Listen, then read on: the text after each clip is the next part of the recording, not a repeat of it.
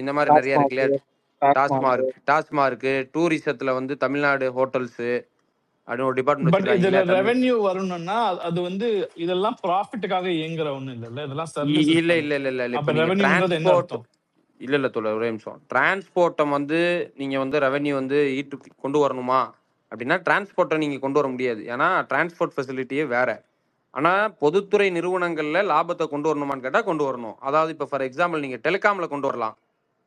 நீங்க ஏன்னா டெலிகாம்ல வந்து மற்ற பிரைவேட் எந்த அளவுக்கு லாபம் ஈட்டுறான், பிஎஸ்என்எல் ஏன் படுத்து கிடக்குது அப்படிங்கிறதுக்கு அரசாங்கத்தோட பாலிசி தான் பிரச்சனையே தவிர அந்த பிசினஸ்ல பிரச்சனை கிடையாது. அது டைரக்டா வந்து மக்களை போட்டு அடிச்சு துவைக்கிற சிஸ்டமாவும் இல்லை.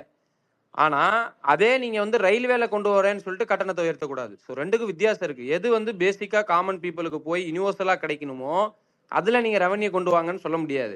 ஆனா அரசு துறை மூலமாக வந்து உற்பத்தியை வந்து ப்ரொடக்டிவிட்டியும் டெவலப் பண்ணி நீங்க ரெவன்யூ ஜென்ரேட் பண்ண முடியுமான்னு கேட்டா முடியும், அதை பண்ணலாம். ஓகே, புரிஞ்சிச்சு. இப்போ அந்த ரெவென்யூல தான் வந்து இந்த ஒயிட் பேப்பர்ல ஏதோ ரெவென்யூல வந்து டிஎம்கே கவர்மெண்ட்ல கம்மியா இருக்கு அப்படின்னு சொல்லிட்டு சொல்றாங்க, அப்படிதானே? ஆனா அந்த ஒயிட் பேப்பர்லாம் படிக்கல. இந்த பேசிக் கொஸ்டினை கேட்டா அப்புறம் அதை கேட்கலாம். ஐயோ, ஹோஸ்டா இருக்கிறனால என்ன டிவி காரணம் மாத்திட்டாங்க போலியே.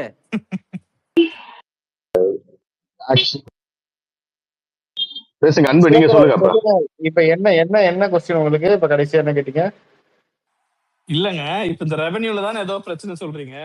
ஒயிட் பேப்பர் வழியா ரிலீஸ் பண்ணி டிவிக்கு ரெவென்யூ டெபிசிட் இருக்குன்னு சொல்றோம். அந்த ரெவென்யூ டெபிசிட்னா என்ன அர்த்தம் சொல்லுங்க. வருவாய் ப்ரோ. இதெல்லாம் செய்யறதுக்கு கவர்மெண்ட்ட காசு இல்லன்னு அர்த்தம், சிம்பிளா சொல்லலாம். இப்ப நமக்கு 100 ரூபா வருமானம் வருதுன்னா 145 ரூபாய் 50 ரூபா செலவு பண்றோம், 150 ரூபா செலவு பண்றோம். அதான் ரெவென்யூ டெபிசிட். சொல்லுங்க. ஓகே, சோ இந்த டிஃபரன்ஸ்க்கு அதிகமாயிடுச்சா இப்போ 2001ல இருந்து 25 வருது 26 இருக்குல்ல? ஆமா ஆமா, டிஃபரன்ஸ் அதிகமாயிடுச்சு தானே? அதிகமாயிட்டு தானே இல்லைங்க, எனக்கு தெரியாதுங்க, நான் கேக்குறேன் உங்ககிட்ட. சோ அதிகமாயிடுச்சு. ஓகே, சோ ஒரு சைடு வந்து கடன் வாங்குறது வந்து மேட்டர் இல்ல, ஏன்னா கடன் வாங்குறது ஒரு அளவுக்கு கீழே தான் வாங்குறோம் அப்படின்னு சொல்லி இல்ல, அதுவுமே மாறிடுச்சு. இப்ப நமக்கு இஸ்ராத்துல கடன் வாங்குற லிமிட் இருக்குல்ல, அதுவுமே நம்ம கண்ட்ரோல் தாண்டி போயிட்டு இருக்கு.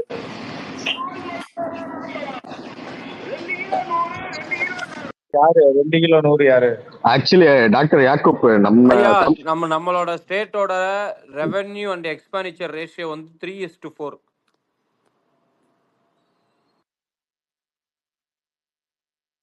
கேட்டுச்சா? கேட்டுச்சு. அதே மாதிரி இருங்க, நான் ஒண்ணு சொல்லிடுறேன். டாக்டர் யாக்கூப், நம்ம தமிழ்நாட்டுல கிட்டத்தட்ட 6% கிட்டத்தட்ட 57 லட்சம் பேர் தான் ஐடிஆர் ஃபைல் பண்ணிருக்காங்க. அதுதான் நான் சொல்றேன். நான் என்ன சொல்றேன்னா, இதெல்லாம் வந்து எலெக்ஷனுக்கு முன்னால டிவிக்கே வந்து யோசிச்சிருக்கணும், சொல்லியிருக்கணும். இப்போ நான் இன்னொரு எக்ஸாம்பிள் சொல்லிட்டா, கம்பம்ல வந்து ஒரு எம்எல்ஏ வந்து ஓப்பனா, நான் சொல்றது உங்களுக்கு முதல்ல புரிஞ்சுதா? நம்ம தமிழ்நாட்டுல டிவிக்கே வந்து எலெக்ஷன் மேனிஃபெஸ்டோல கொடுத்ததை வந்து நிறைவேற்றலைன்னா போராடுறதுக்கு ஏற்கனவே சொன்னதையும் சொல்லாதையும் செஞ்ச திமுக இருக்கு. இப்போ மேட்டர் அது இல்லை. இந்த டாபிக் வந்து how to improve state revenue அல்லது அரசு எப்படி செயல்படணும், இந்த மாதிரியான கான்ட்ரிபியூஷனல் விஷயங்களுக்கு நீங்க கான்ட்ரிபியூட் பண்ணுங்க. இப்போ டிவிக்கே வந்து ஃப்ராட் வேலை பார்த்துட்டாங்களா, தேர்தல் வாக்குறுதியை நிறைவேற்றிட்டாங்களா, நிறைவேற்ற மாட்டாங்களா அப்படிங்கிற discussion we should conduct after 4 years of the government. எப்ப 6 மாசத்துல இருந்து 4 வருஷம் தள்ளினீங்க? அதெல்லாம் ஏங்க, வாக்குறுதியை நிறைவேற்றுறதுக்கு 5 வருஷம் இருக்கு இல்லைங்க? கடைசி வருஷம் தானே நிறைவேற்றினாங்கன்னா நிறைவேற்றலாம் நீங்க செக் மார்க் போட முடியும். எனக்கு புரியல. சரி, அதை விடுங்க. இப்போ ஸ்டேட் ரெவென்யூ பெர்சன்டேஜ் வந்து கம்மியா இருக்கு, கம்பேரிட்டிவ்லி 3:4 இருந்தது, இன்னும் கொஞ்சம் அதிகமா இருக்கு அப்படின்னு சொல்லலாம் வச்சுக்கோங்களேன். சோ இப்போ அதுல அந்த ரெவென்யூவை கூட்டணும் அப்படிங்கிறது உங்களோட எண்ணம். எதுலெல்லாம் வந்து அவங்க மிஸ் பண்ணிட்டாங்க, எதுலெல்லாம் அந்த டீடைல் இருக்கா அந்த ஒயிட் பேப்பர்லயே? அதாவது ஸ்டேட் ரெவென்யூ இதுல எல்லாம் வந்துட்டு இருந்தது இந்த மாதிரி, அதுக்கப்புறம் வந்து இப்ப வந்து லாஸ்ட் 5 இயர்ஸ் இது கம்மியா இருக்கு, இந்த விஷயங்கள் எல்லாம் அந்த இந்த ரெவென்யூ ரேட் வந்து கம்மியா இருக்கு அப்படின்னு சொல்லி இந்த அடுத்த லெவல் டீடைல் இருக்கு அதுல. பப்ளிக் செக்டார்ல கிட்டத்தட்ட 4 லட்சம் கோடி டெப்த் இருக்குது. அது என்னன்னா அப்படின்னா பவர் செக்டார்ல இருக்கு, அதே மாதிரி பஸ் டிரான்ஸ்போர்ட்ல இருக்குது, அதுக்கப்புறம் வந்து பாத்தீங்கன்னா உணவு வழங்குறது அதுல இருக்குது. மொத்தம் இது மூணுலயுமே கிட்டத்தட்ட 3.97 3,97 கோடி அது இது அது இன்னுமே இல்ல அதுதான் நான் சம்ஷீர் ப்ரோ, கேக்குறேன். இப்ப நீங்க சொல்ற சம்ஷீர் ப்ரோ இடத்துல இல்ல எல்லாம் எப்படி அது வந்து ரெவென்யூ இல்ல கூட்டுவீங்கன்னு அக்செப்ட் நான் பண்ணிக்க கேக்குறேன். மாட்டேன். இல்ல அது இபில 2.5 lakh crores டெப்ட் இருக்குல்ல, அதை நீங்க 5 yearsல கண்டிப்பா கட் ஷார்ட் பண்ண முடியும் வித் ப்ராப்பர் ஸ்கீம்ஸ். இவர் அனௌன்ஸ் பண்ண ஸ்கீம்ஸ்ல சோலாருக்கு வந்து பின்னாடி பேக்ரவுண்ட் யார்தோ கேக்குது ப்ரோ. இப்போ ஓகே கேக்குதுங்களா? கேக்குது கேக்குது கேக்குது. சொல்லு சொல்லு. இப்போ அவர் அனௌன்ஸ் பண்ண ஸ்கீம்ல சோலாருக்கு வந்து பாத்தீங்கன்னா சப்சிடி கொடுத்துருக்காருல்ல, 3 கிலோவாட்டுக்கு 1 lakh கொடுத்துருக்காருன்னு நினைக்கிறேன். இப்போ சென்ட்ரல் கவர்மெண்ட் ஆல்ரெடி 78,000 தராங்க. ஸ்டேட் கவர்மெண்ட்டும் இந்த 1 lakh புஷ் பண்ணாங்கன்னா மோர் தென் ஒரு மினிமம் ஒரு 1 to 1.5 crores ஹவுசஸ்ல போட்டுருவாங்க. ஏன்னா 3 கிலோவாட்ன்றது உங்களுக்கு காஸ்டிங் வைஸ் பாத்தீங்கன்னா ஒரு 1,80,000 to 1,90,000 தான் வரும். ஒரு 10,000 இன்வெஸ்ட்மெண்ட்ல அவனுக்கு ஒரு 15 to 20 years guaranteed power supply இருக்குன்னா அதுக்கு தான் ஆப்ட் பண்ணுவாங்க. அப்படி இருக்கும்போது நம்ம வெளியே இருந்து ப்ரொக்யூர் பண்ற பவரோட இது வந்து கம்மியாகும். நம்ம நிறைய இடத்துல பாத்தீங்கன்னா 9 rupees 10 rupeesக்கு வாங்கி 4 rupees 5 rupeesக்கு எண்டு கஸ்டமர் கொடுக்குறோம். இதெல்லாம் ஒரு 4-5 yearsல கட் ஷார்ட் பண்ணோம்னா கண்டிப்பா இபி டெபிசிட்டை கம்மி பண்ண முடியும். இவங்க டிரான்ஸ்ஃபார்மர்ஸ்ல பண்ண ஊழல் எல்லாத்தையும் ஃபர்ஸ்ட்லயே சொன்னாங்க. 8 lakh rupees வாங்க வேண்டிய டிரான்ஸ்ஃபார்மரை 13 lakh 13.5 lakhs வாங்கியிருக்காங்க. ஸோ இதெல்லாம் நம்ம கட் ஷார்ட் பண்ணோம்னா கண்டிப்பா இபியை ப்ராஃபிட்டபிளா ரன்னே பண்ண முடியும் வித் ப்ராப்பர் ஸ்கீம்ஸ். இவங்க சொன்ன மாதிரி கரெக்டா டிரான்ஸ்பரண்டா ரன் பண்ணாங்கன்னா இபியை உங்களுக்கு ஒரு 10 years to 15 years down the line கண்டிப்பா அதை ப்ராஃபிட்டபிளா மாற்ற முடியும். அந்த 2.5 lakh crores செட்டில் பண்ணி ப்ராஃபிட்டபிளா மாற்ற முடியும். ஓகே, இல்ல சோ பீப்புளுக்கு ஐயா ஒரு நிமிஷம். ஃபினான்சியலா இவ்வளவு தூரம் இப்ப எஜுகேட் பண்ணிட்டு இருக்கும்போது இப்ப நான் என்ன கேக்குறேன்னா, இப்ப இருக்கிற இந்த வேல்யூபிள் இன்ஃபர்மேஷன்ஸை ஏன் வந்து கவர்மெண்ட் கடந்த 20 வருஷமா பப்ளிக் கிட்ட சொல்லாம ஏன் இதை வந்து ஹோல்டு பண்ணி ஹைட் பண்றாங்க? இப்ப இல்ல ஹைடே இவ்வளவு பண்ணல தூரம் ப்ரோ. பிரச்சனையானக்கு எல்லா அப்புறம் விஷயமும் எல்லாத்துக்குமே ப்ரோ தெரியும். அப்ப ஐயா அதெல்லாம் ஐயா யாருமே இப்போ கேட்கல. எப்படி வந்து நான் வந்து டிவி கேக்கு 4 வருஷம் டைம் கொடுத்தனோ அந்த மாதிரி 20 வருஷமா அவங்க ஒரு ஆணியும் கழட்டலன்னு தான் நீங்க வந்திருக்கிறீங்க. அதனால நம்ம ஆக்கப்பூர்வமா பேசுவோம் நண்பர்களே. அவங்க கழட்டலன்னு தான் மக்கள் கழட்டி விட்டுட்டாங்க. அதுதான் சம்சீர் ப்ரோ. இது எனக்கு தெரிஞ்ச இண்டஸ்ட்ரி. இதுல வந்து இந்த 2.5 lakh crores down the line ஒரு 10 yearsல கண்டிப்பா இதை ஜீரோ பண்ணி ப்ராஃபிட்டபிளாவே மாற்ற இல்ல முடியும். இல்ல இல்ல புரியுது. இப்போ அதை நம்ம ப்ராஃபிட்டபிளா டெவலப் பண்ண முடியுமானா அதுக்கான ப்ராப்பர் ஸ்டடிஸ் பண்ணி நம்ம கொண்டு வரலாம். பட் அந்த அந்த மேட்டர் ஆஃப் தி அப்ஜெக்டிவ் வந்து அதை ப்ராஃபிட் கொண்டு வரேங்கிறதுக்காகவே அதோட வல்லரபிள் பெனிஃபிஷரி இருக்காங்க தெரியுங்களா, அவங்கள வந்து நீங்க வந்து ஸ்ட்ரீம் லைட் பண்றேன்னு சொல்லி வந்து ஏலினேட் பண்ணிடக்கூடாது. அதான் மேட்டர். இல்ல இதுல அது மாதிரி பண்ணவே தேவையில்ல சம்சீர் ப்ரோ. இதுல நான் அந்த மீட்டிங்கும் அட்டென்ட் பண்ணேன், அதனால எனக்கு தெரியும். இதுல இவங்க ப்ராப்பரா எடுத்துட்டு வராங்க. இவங்க கிட்ட ஒரு ரோட் மேப்பே இருக்கு. இவங்க இது எனக்கு தெரிஞ்சு இது 2.5 lakh crores இருக்குங்களா, நெக்ஸ்ட் 5 இல்ல yearsல ராய் கொஞ்சம் டீட்டெயிலா எக்ஸ்பிளைன் பண்ணினா புரியும். ஏன்னா நீங்க ரோட் பேக் இருக்குன்னு வாயில சொல்லாம நீ கொஞ்சம் எப்படின்னு கொஞ்சம் பெட்டரா எக்ஸ்பிளைன் பண்ண. அதுதான் முரளி ப்ரோ இப்போ சொன்னேன்ல. இப்போ நம்ம வெளியே பர்ச்சேஸ் பண்ற கரண்ட் வந்து 9 rupeesல இருந்து 15 rupees வரைக்கும்லாம் கூட சில டைம்ல பர்ச்சேஸ் பண்றோம் ப்ரோ. பீக் கரண்ட் தேவைப்படுற டைம்ல எல்லாம் அது இப்போ நம்ம சோலார்ல இன்வெஸ்ட் பண்ணிட்டோம்னா நம்ம கிட்டயே கரண்ட் வந்து இருக்கும். நம்ம வெளியே வாங்குற கரண்ட்டை பதிலா நம்ம கிட்டயே அந்த ப்ரொடக்ஷன் இருந்துச்சுன்னா நம்ம அந்த அந்த கட் ஷாட் உங்களுக்கு கம்மியாகுதுல. 9 rupeesல இருந்து 15 rupeesக்கு வாங்கி நீங்க இன்னொரு கஸ்டமருக்கு கொடுக்கறது வந்து 4 rupeesல இருந்து 8 rupeesக்குள்ள கொடுக்குறீங்க. ஸோ உங்களுக்கு அங்க லாஸ் தானே ஆகுது. இப்போ அந்த லாஸ் ஆகாம நீங்களே ப்ரொடக்ஷன் பண்ணும்போது உங்களுக்கு அது உங்களுக்கு பெனிஃபிட் தானே, உங்களுக்கு ஸ்டேட் கவர்மெண்ட்டுக்கு பெனிஃபிட் தானே. அப்படி சொல்ல வரேன். கண்டிப்பா இருங்க புரியுது. நான் ஒண்ணு சொல்றேன். நீங்க என்ன சொல்றீங்கன்னா, இந்த மாதிரி ஸ்டேட் ரெவென்யூ கம்மி ஆயிடுச்சு போன கவர்மெண்ட்ல பர்சன்டேஜா. இந்த ஸ்டேட் ரெவென்யூ ஏன் கம்மி ஆயிடுச்சுன்னா அவங்க வந்து எஃபிஷியண்டா ஒரு சில செக்டார்ஸையும் ஒரு சில ஸ்டேட்டோட இதையும் ரன் பண்ணல அப்படின்னு சொல்றீங்க. போலாம். ஸோ அதான் அப்படி சொல்றீங்க. இப்போ ஆல்ரெடி சம்சீர் சொல்லிட்டாரு, இந்த மாதிரி இஷ்யூஸ்லாம் வந்து இது பாலிசி இஷ்யூவா இருக்கலாம், இல்ல எக்ஸிகியூஷன் இம்ப்ளிமெண்டேஷன் இஷ்யூஸாவும் இருக்கலாம். இதை வந்து டிவி கேக்கு அசஸ் பண்றதுக்கு 4 வருஷம் ஆகும் அப்படின்னு சொல்லிட்டாரு. ஸோ இப்போ நீங்க சொல்றது எல்லாமே வந்து ஒரு செக்டர்ல இப்படி இபினா எப்படி ரன் பண்ணலான்ற ஐடியாஸ் மாதிரி சஜஷன்ஸ் மாதிரி சொல்லிட்டு இருக்கீங்க. இதெல்லாம் லிட்ரலி வந்து ஒரு பிசினஸ் ரன் பண்றதுக்கான ஐடியாஸ் மாதிரி இருக்கு. பட் இல்லையா, லைக் இப்போ நீங்க இப்போ சோலார்ல நம்ம கன்சியூம் பண்ணி நான் வந்து இன்னும் எஃபிஷியண்டா என்னோட செலவுகளை குறைக்கலாம் அப்படின்ட்டு. ஸோ இதெல்லாம் வந்து லைக் என்ன சொல்றது, இதே மாதிரியான ரியாலிட்டி ப்ராப்ளம்ஸ் தான் போன கவர்மெண்ட்டும் ஃபேஸ் பண்ணியிருக்கோம். லைக் நான் என்ன சொல்றேன்னா, இது இல்ல இல்ல எக்ஸாக்ட்டா எப்படி inefficiencyன்னு அத டைப் இல்ல பண்றீங்க? இல்ல அது வந்து இஸ்க்ரா பல ப்ரோ, நான் ஒண்ணு சிச்சுவேஷனோட லிங்க் பண்ணது ஒண்ணு இல்ல நான் ஓகே. சொல்றேன். இது எப்படின்னா, நீங்க 9 ருபீஸ் 9 to 15 ருபீஸ் வாங்குறீங்க பாத்தீங்களா, இன்னொரு ஸ்டேட்ல இருந்து. அங்க கமிஷன் வாங்குறதுனால தான் நீங்க இங்க சோலாரே என்ஹான்ஸ் பண்ணல. சோலாருன்னு இல்ல, கிரீன் எனர்ஜிஸ் எதையுமே என்ஹான்ஸ் பண்ணாததுக்கான மெயின் ரீசன் அதுதான். நீங்க அங்க வாங்குனீங்கன்னா, அங்க அந்த கம்பெனி உங்களுக்கு கமிஷன் தரான். அதனால நீங்க அப்படி வாங்கிட்டு இருந்தீங்க. இங்க இந்த கமிஷன கட் ஷார்ட் பண்ணீங்கன்னா, உங்களோட ப்ரொடக்டிவிட்டி இன்கிரீஸ் பண்ணணும்னு தான் யோசிப்பீங்க. அப்படி யோசிக்கும்போது அங்க இன்எஃபிஷியன்சி போயிடும். இது பிசினஸ் பெர்ஸ்பெக்டிவே இல்ல.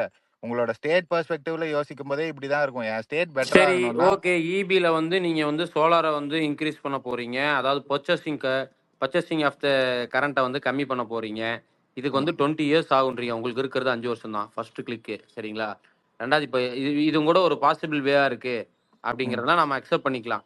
ஆனால் தமிழ்நாட்டில் வந்து 100 பீப்புள்ஸில் 56 பீப்புள் தான் வந்து ஓன் ஹவுஸ் ஹோல்டு வச்சிருக்காங்க. அப்போ நான் ஓன் ஹவுஸ் ஹோல்டுக்கு எப்படி அது இம்ப்ளிமெண்ட் ஆக போகுதுன்னு தெரியல. ரெண்டாவது இம்ப்ளிமெண்ட் பண்ணலாம் சம்ஷித் ப்ரோ. உங்களுக்கு டெனண்டா இருந்தாலும் சோலார் போட முடியும். இப்போ பிஎம் அந்த சூரியகர் ஸ்கீம் இருக்குல்ல, அதுக்கே நீங்க டெனண்டா இருந்தா கூட உங்களுக்கு சப்சிடி கிடைக்குது. இல்லை, இப்போ ஸோ நான் போட்டுட்டு அடுத்த வீட்டுக்கு போகும்போது என்ன பண்ணுவேன்? அதை ரிமூவ் பண்ணி மாத்திக்கலாம் சம்ஷித் ப்ரோ. சோலார் ஒன்றும் அப்படியே அதுவும் பெரிய இல்ல, கிடையாது. ஹவுஸ் ஓனரே போட சொல்லலாம்ல சம்சீர். ஹவுஸ் ஓனரே போட சொல்லலாம். ஹவுஸ் ஒருத்தருக்கு ஓனர் ஒரு பிளான்ட்டுக்கு தான் சப்சிடி ஆமா கிடைக்குது. ஆமா ஒருத்தருக்கு ஒரு பிளான்ட்டுக்கு தான். அதுல என்னன்னா சம்ஷித் ப்ரோ, அதை நீங்க ரிமூவ் பண்ணி டிஸ்மேண்டில் பண்ணி திருப்பி செட்டப் பண்ணலாம். திருப்பி உங்களுக்கு என்ன ஒரு 3000 to 5000 ஸ்பெண்ட் ஆக போகுது, அவ்வளவுதான். ஓகே, சரி. இபில இந்த மாதிரி எல்லாம் சொல்லியிருக்கீங்க. டிரான்ஸ்போர்ட் கண்டிப்பா நீங்க ப்ராஃபிட்ல ரன்னே பண்ண முடியாது சம்ஷித் ப்ரோ. அது வந்து வாய்ப்பே கிடையாது. சம்சி ப்ரோ ஒரு டிரான்ஸ்போர்ட்ல இருக்குத இதுக்காக சொல்றேன். அதுதான் இல்ல சம்சயத்தோழர், டிரான்ஸ்போர்ட்ல இருக்குத மறுபடியும் வேற ஒரு பொதுத்துறை, இப்ப நம்ம இந்த இல்ல, டிஎன்பிஎல் டிரான்ஸ்போர்ட்லயே எனக்கு தெரிஞ்சு பண்ணலாம். இப்ப டிரான்ஸ்போர்ட்ல சர்வீஸ் செக்டாரா இருக்கு இல்லையா, அதை வந்து அப்படியே மெயின்டைன் பண்ணணும். அதே மாதிரி அந்த டிக்கெட் ஃபெசிலிட்டிஸை கொஞ்சம் ஆன்லைன் பண்ணலாம், கொஞ்சம் அப்கிரேட் பண்ணலாம் 3 டைப்ல. அதுக்கப்புறம் வந்து இன்னைக்கு பார்சல் சர்வீஸ் வந்து இந்த தமிழ்நாட்டில் வந்து ஒரு முக்கியமான ரோல் ப்ளே பண்ணுது. நீங்க எல்லாமே வந்து இன்னைக்கு எல்லாமே வந்து குளோபலைசேஷனுக்கு அப்புறம். ஸோ தமிழ்நாடு கவர்மெண்ட்டா பார்சல் ஸ்கீமுக்கு ஒரு ப்ராப்பரான பாலிசியே கிடையாது. சும்மா அந்த கண்டக்டர் ஏற்றிட்டு போகிற மாதிரி தான் இருக்குது. ஸோ அதை வந்து கரெக்டாக மெயின்டைன் பண்ணலாம். அப்போ வண்டியை வந்து கவர்மெண்ட் பஸ் வந்து கட்டுறாங்களா, வண்டி பாடி கட்டுறதை கொண்டு போய் கரூரில் விடாம ப்ராப்பராக பாடி கட்டி அதோட லோடிங் கெப்பாசிட்டியோட பண்ணாங்கன்னு சொன்னாக்கா அதுலேயும் ஒரு ரெவன்யூ ஜென்ரேட் பண்ண முடியும். அதெல்லாம் எக்ஸ்ட்ரா ரெவன்யூஸ். நம்ம போகிற ரூட்டுக்கே டிரான்ஸ்போர்ட் தேவைப்படுது. அந்த ரூட்டுக்கு டிரான்ஸ்போர்ட்டில் இந்த மாதிரியான பார்சல் சர்வீஸ் தேவைப்படுறத கவர்மெண்ட் பண்ண முடியும். அதுக்கு கொஞ்சம் இப்போ வந்து எம்ப்ளாயீஸை கொஞ்சம் அதுக்கான அட்வான்ஸ் இதெல்லாம் பண்ணினாலே வந்து எனக்கு தெரிஞ்சு ஈஸியாக பண்ண முடியும்.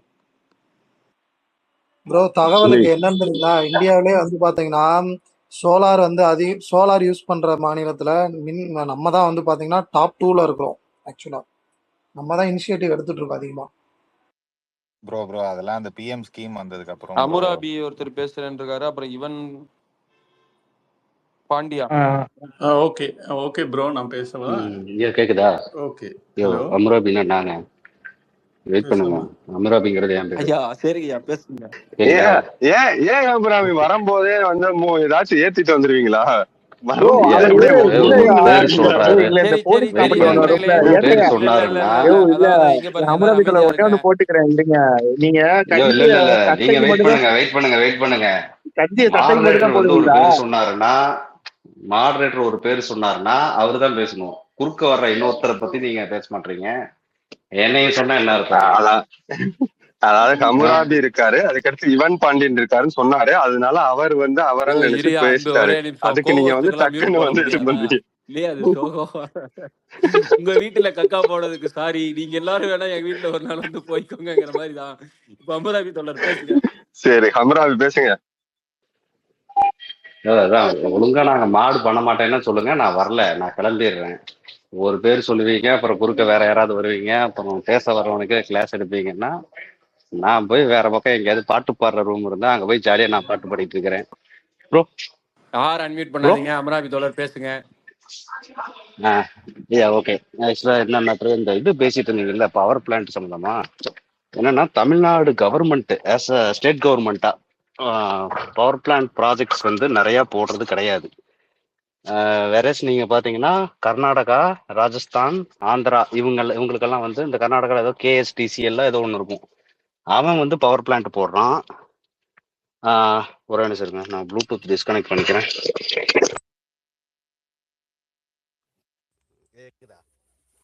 எவ்வளவு சங்கட்டம் பாருங்க, ச்சே, பேசுறதுக்குள்ள. கேக்குதாய்யா?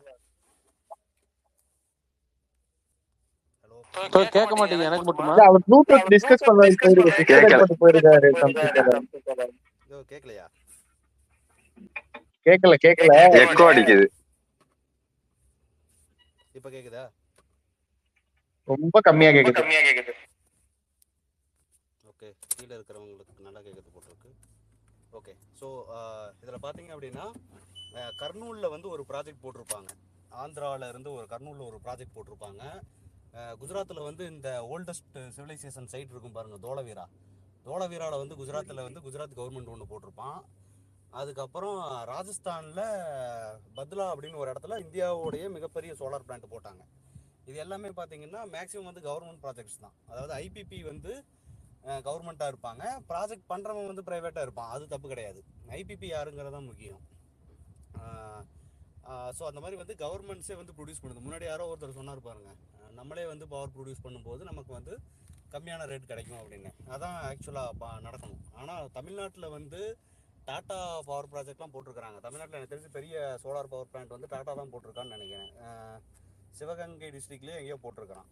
ஸோ என்ன அப்படின்னா நம்ம வந்து ப்ரைவேட்டை அதிகமாக போட விட்டுட்டு ப்ரைவேட் கிட்ட அவர் சொன்ன மாதிரி முன்ன ஒருத்தர் சொன்னார் பாருங்க, 9 ரூபாயிலிருந்து பீக் டைமில் வந்து 15 rupees வரையிலும் வாங்குறோம் அப்படின்னு. அந்த மாதிரி நம்ம வாங்கிட்டு இருக்கோம்.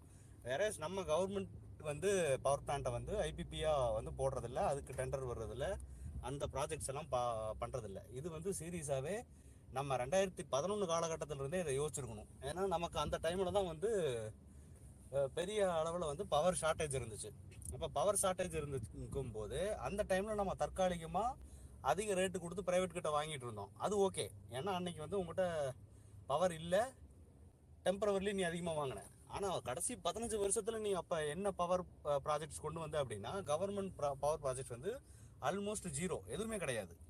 எந்த பவர் பிளான்ட்டையும் வந்து இவங்க புதுசாக கொண்டு வரல. ஏதோ இந்த இது இருக்குது பாருங்கள், அனல் மின் நிலையம் எண்ணூரில் இருக்குது பாருங்கள், அது மட்டும் ஏதோ எக்ஸ்டென்ஷன் பண்ணானுங்க. ஆனால் அதுக்கும் அப்ரூவ் கிடைக்கல, அந்த மாதிரி ஏதோ ஒரு பிரச்சனை. அது என்னன்னு எனக்கு சரியாக தெரில. ஸோ அது மட்டும் தான் ஒன்று நடந்திருக்கு. ஸோ இந்த மாதிரி ப்ரைவேட் கிட்ட இருந்து நீங்கள் வாங்கிட்டு இருந்தீங்கன்னா இன்னும் எத்தனை வருஷத்துக்கு வாங்க போகிறீங்க? அவனை பொறுத்த வரையிலும் ப்ரைவேட்டுமே வந்து இப்போ காஸ்ட்லி ஆகிட்டு தான் இருக்குது. அவனுக்குமே வந்து நிறைய இஷ்யூஸ் இருக்குது. அப்போ அவன் வந்து இப்போ இன்றைக்கி வந்து உங்களுக்கு 9 ரூபாய்க்கு கூட கொடுத்துட்ருக்கலாம். இதை விட இன்னும் பெட்டரான ரேட்டுக்கு வந்து இப்போ கர்நாடகா ஸ்டேட் கொடுக்குதுன்னு வைங்க, பீக் ஹவர்ஸில் நீ 15 ரூபா கொடுக்குற. அவன் எப்படி பண்ணுவான் அப்படின்னா, கர்நாடகாவில் எனக்கு 20 ரூபா கொடுக்குறாங்க, நான் ஏன் உனக்கு கொடுக்கணும்னு அவன் கர்நாடகா கொடுப்பான். அப்போ நீ திரும்ப 25 ரூபா கொடுத்து வாங்கணும் அதே ப்ரைவேட் ஆளுங்கிட்ட. உனக்கு வந்து அவங்க கூட கான்ட்ராக்ட்லாம் போட முடியாது. நீ இங்கே தமிழ்நாட்டுக்குள்ளே போட்டிருக்கிற 5 வருஷத்துக்கு எனக்கு தான் கொடுக்கணும், 10 வருஷத்துக்கு எனக்கு தான் கொடுக்கணும் அப்படின்னு நீ யார்ட்டையும் கான்ட்ராக்ட்லாம் போட முடியாது. அவன் சொல்கிறதான் ரேட்டு. அந்த மாதிரி கவர்மெண்ட் வந்து போட்டிருக்கு. அதில் வந்து இவங்களுக்கு கமிஷன் போகுன்னு வைங்க. அமைச்சர்களுக்கு வந்து ஒரு யூனிட்டுக்கு நான் உங்கள்கிட்ட வாங்கினேன்னா ஒரு யூனிட்டுக்கு 1 ரூபாயோ 2 ரூபாயோ எனக்கு தனியாக கொடுத்துரு அப்படின்னு அதெல்லாம் கமிஷன் வாங்கிக்குவாங்க. ஸோ இங்கே நம்ம பிரச்சனையே நிறையா பண்ணுறோம். எல்லாமே பார்த்தீங்கன்னா ப்ரைவேட்டு தான். இங்கே ஒன்று அந்த ரென்ஃப்ரா, எனர்கான், இந்த கமேசா, சீமென்ஸு, வெஸ்டாஸ் இவங்களெல்லாம் வச்சு ப்ரைவேட் போட்டுடுறானுங்க. எல்லாருமே வந்து ப்ரைவேட்டு தான். யாருமே வந்து கவர்மெண்ட் ப்ராஜெக்ட்ஸ் எதுவுமே இல்லை. அந்த மொத்த இண்டஸ்ட்ரியே அவர் அன்றைக்கி ஒரு நாள் சொன்னார், கண்ணில் தண்ணி வராத குறையாக சொன்னார். செந்தில் பாலாஜி பார்த்துட்டு இருந்த இண்டஸ்ட்ரி மீண்டு வர்றது வந்து ரொம்ப பெரிய சிக்கலில் இருக்குது அப்படின்னு. ஆக்சுவலாகவே அது உண்மை தான். இப்படி ஒரு அதாவது ரொம்ப முக்கியமான இண்டஸ்ட்ரி என்ன பவர் ப்ரொடக்ஷனுங்கிறது இருக்கிறதுலே ரொம்ப முக்கியம். ஐயா நான் பேசுறது கேட்குதுல்ல? கேக்குது சொல்லுங்க. ரொம்ப கம்மியா கேக்குது ப்ரோ. எல்லாரும் காதுல வச்சு கேக்குறோம், பக்கத்துல வச்சு. ஓகே. ஆக்சுவலாக குளோபலா பவர் தான் வந்து ஃபியூச்சர் அப்படின்னு சொல்லிட்டு உலகம் முழுக்க வந்து பவர் ப்ரொடக்ஷன் வந்து இன்க்ரீஸ் பண்ணிருக்கிறாங்க. லைக் எல்லா கண்ட்ரியுமே, முக்கியமாக பார்த்தீங்கன்னா வெஸ்டர்ன் கண்ட்ரிஸும் சைனா மாதிரியான நாடுகளும் பவர் கெப்பாசிட்டியை ரொம்ப இன்க்ரீஸ் பண்ணுறாங்க. ஃபாசில் ஃபியூயலை வந்து நம்ம ஃபாசில் ஃபியூயல் மூலமாக இல்லாமல் ரெனியூவபிள் பவர் சோர்ஸை இன்க்ரீஸ் பண்ணிட்டு இருக்கிறாங்க. இப்படிப்பட்ட ஒரு முக்கியமான துறையில் இவனுங்க இவ்வளோ மட்டமாக வந்து தமிழ்நாட்டை வச்சுட்டு இருந்தாங்க அப்படின்னா இது வந்து ஒரு வளரும் மாநிலம் கிடையாது. இது வந்து ஒரு தேயும் மாநிலமாக தான் இருந்திருக்குன்னு அர்த்தம் 15 வருஷத்தில். இந்த 15 வருஷத்தில் இவங்க வந்து ஃபியூச்சரிஸ்டிக்காக யோசிச்சிருந்தாங்க அப்படின்னா Tamil Nadu government public sector companies மூலமாக தான் இவங்க பவர் பிளான்ட் போடணும். வேற அது நடக்கலை. இதெல்லாம் சரி பண்ணணும்னா எனக்கு தெரிஞ்சு கண்டிப்பாக ஒரு 10 வருஷமாவது ஆகும்.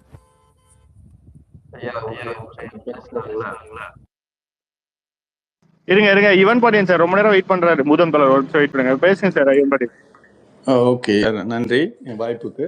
நீங்கள் வந்து எலக்ட்ரிசிட்டி போர்டு, அதாவது எலக்ட்ரிசிட்டியையும் டிரான்ஸ்போர்ட்டும் நீங்கள் கவர் பண்ணிட்டீங்க ஆல்மோஸ்ட்டு. ஸோ நான் இமீடியட்டாக வந்து என்ன ரீஸ்ட்ரக்சரிங் பண்ண முடியும் அப்படிங்கிற 2-3 துறை மட்டும் நான் சொல்கிறேன். நம்பர் 1 வந்து ரிஜிஸ்ட்ரேஷன் டிபார்ட்மெண்ட்டு, டைரெக்டாக நமக்கு ரெவென்யூ வர்றது.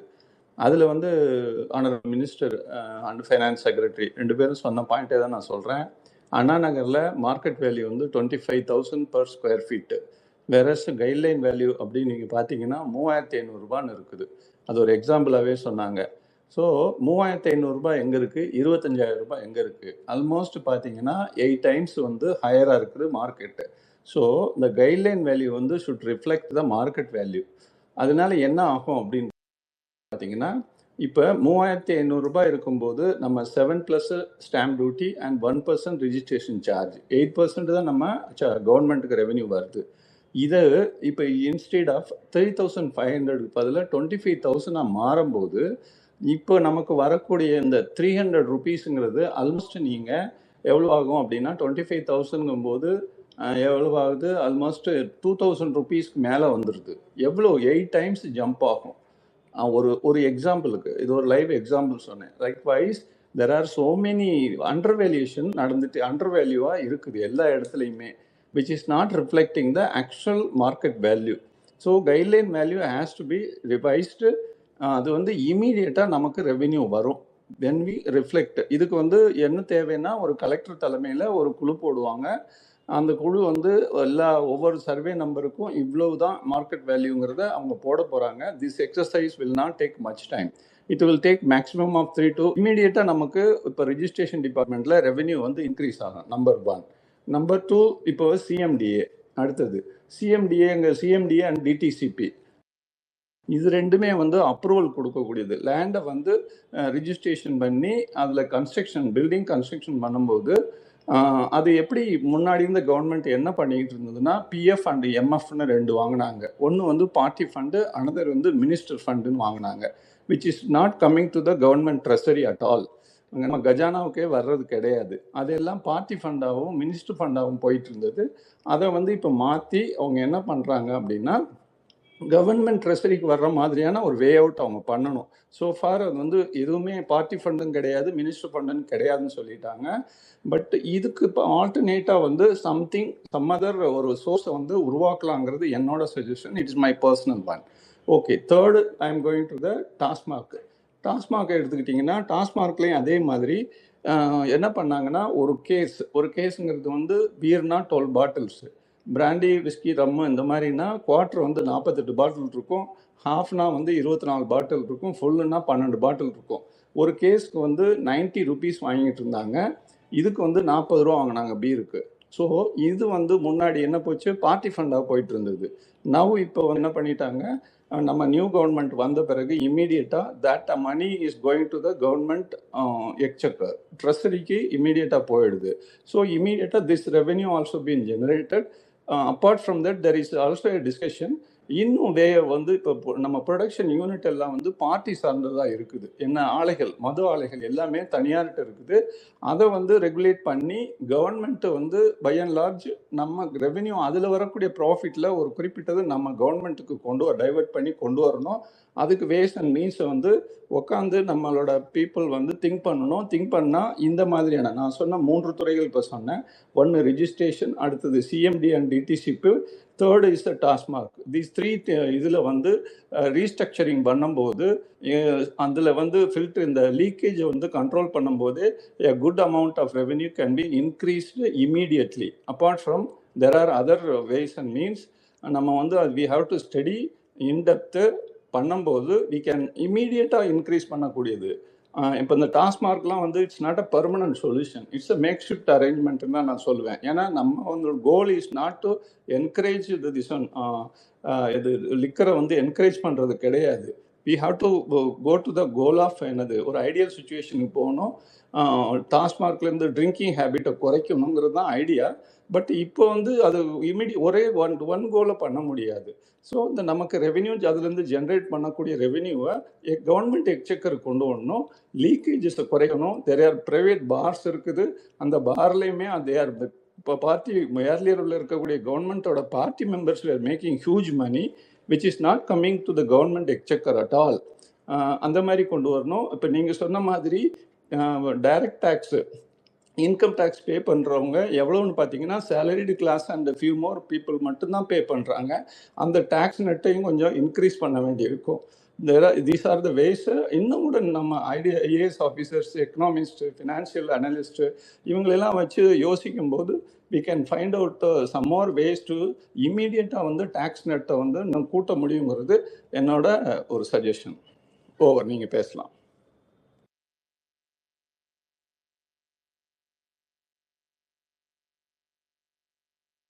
வேற யாரையா கை தூக்கி இருந்தது?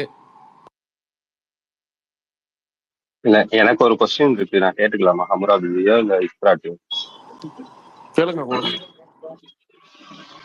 இப்ப இத வந்து இந்த ரெவென்யூ வந்து ஜென்ரேட் பண்றது ஒண்ணு இருக்கு, ரெண்டாவது ஆல்ரெடி நம்ம கடன்ல இருக்க இண்டஸ்ட்ரீஸ வந்து கட் டவுன் பண்ணி இந்த மாதிரி எக்ஸ்ட்ரா போற அதாவது இந்த மாதிரி ஊழல் பண்றது, இது மூலியமா வந்து கடனை குறைச்சு அதன் மூலியமா பண்றதுனால இத ஒரு பிசினஸா அப்படின்னு கேக்குறாங்களே, இது வந்து இதை இப்படிதான் எடுக்கணுமா, இந்த பிசினஸ் நோக்கத்துல தான் பார்க்கணுமா? ஒருவேளை அந்த மாதிரி கட் டவுன் பண்ணி கடன் இது வாங்காம ஒரு ப்ராஃபிட்டபிள் இதா இந்த மாதிரி விஷயங்கள்லாம் பண்ணும்போது அதன் மூலியமா வர்ற நிதியை வச்சு எக்ஸ்ட்ரா திட்டத்துக்கு தானே கவர்மெண்ட் யூஸ் பண்ண போகுது, இன்ஃப்ராஸ்ட்ரக்சருக்கோ இல்லை வேற எதுக்கோ தானே மக்களுக்கு தானே யூஸ் பண்ண போகுது. இது கடன்ல இருந்தாலும் இருக்கட்டும், அப்படியே இருந்துக்கட்டும், அப்படியே கடன்ல இருக்குன்னு சொல்ல வராங்களா?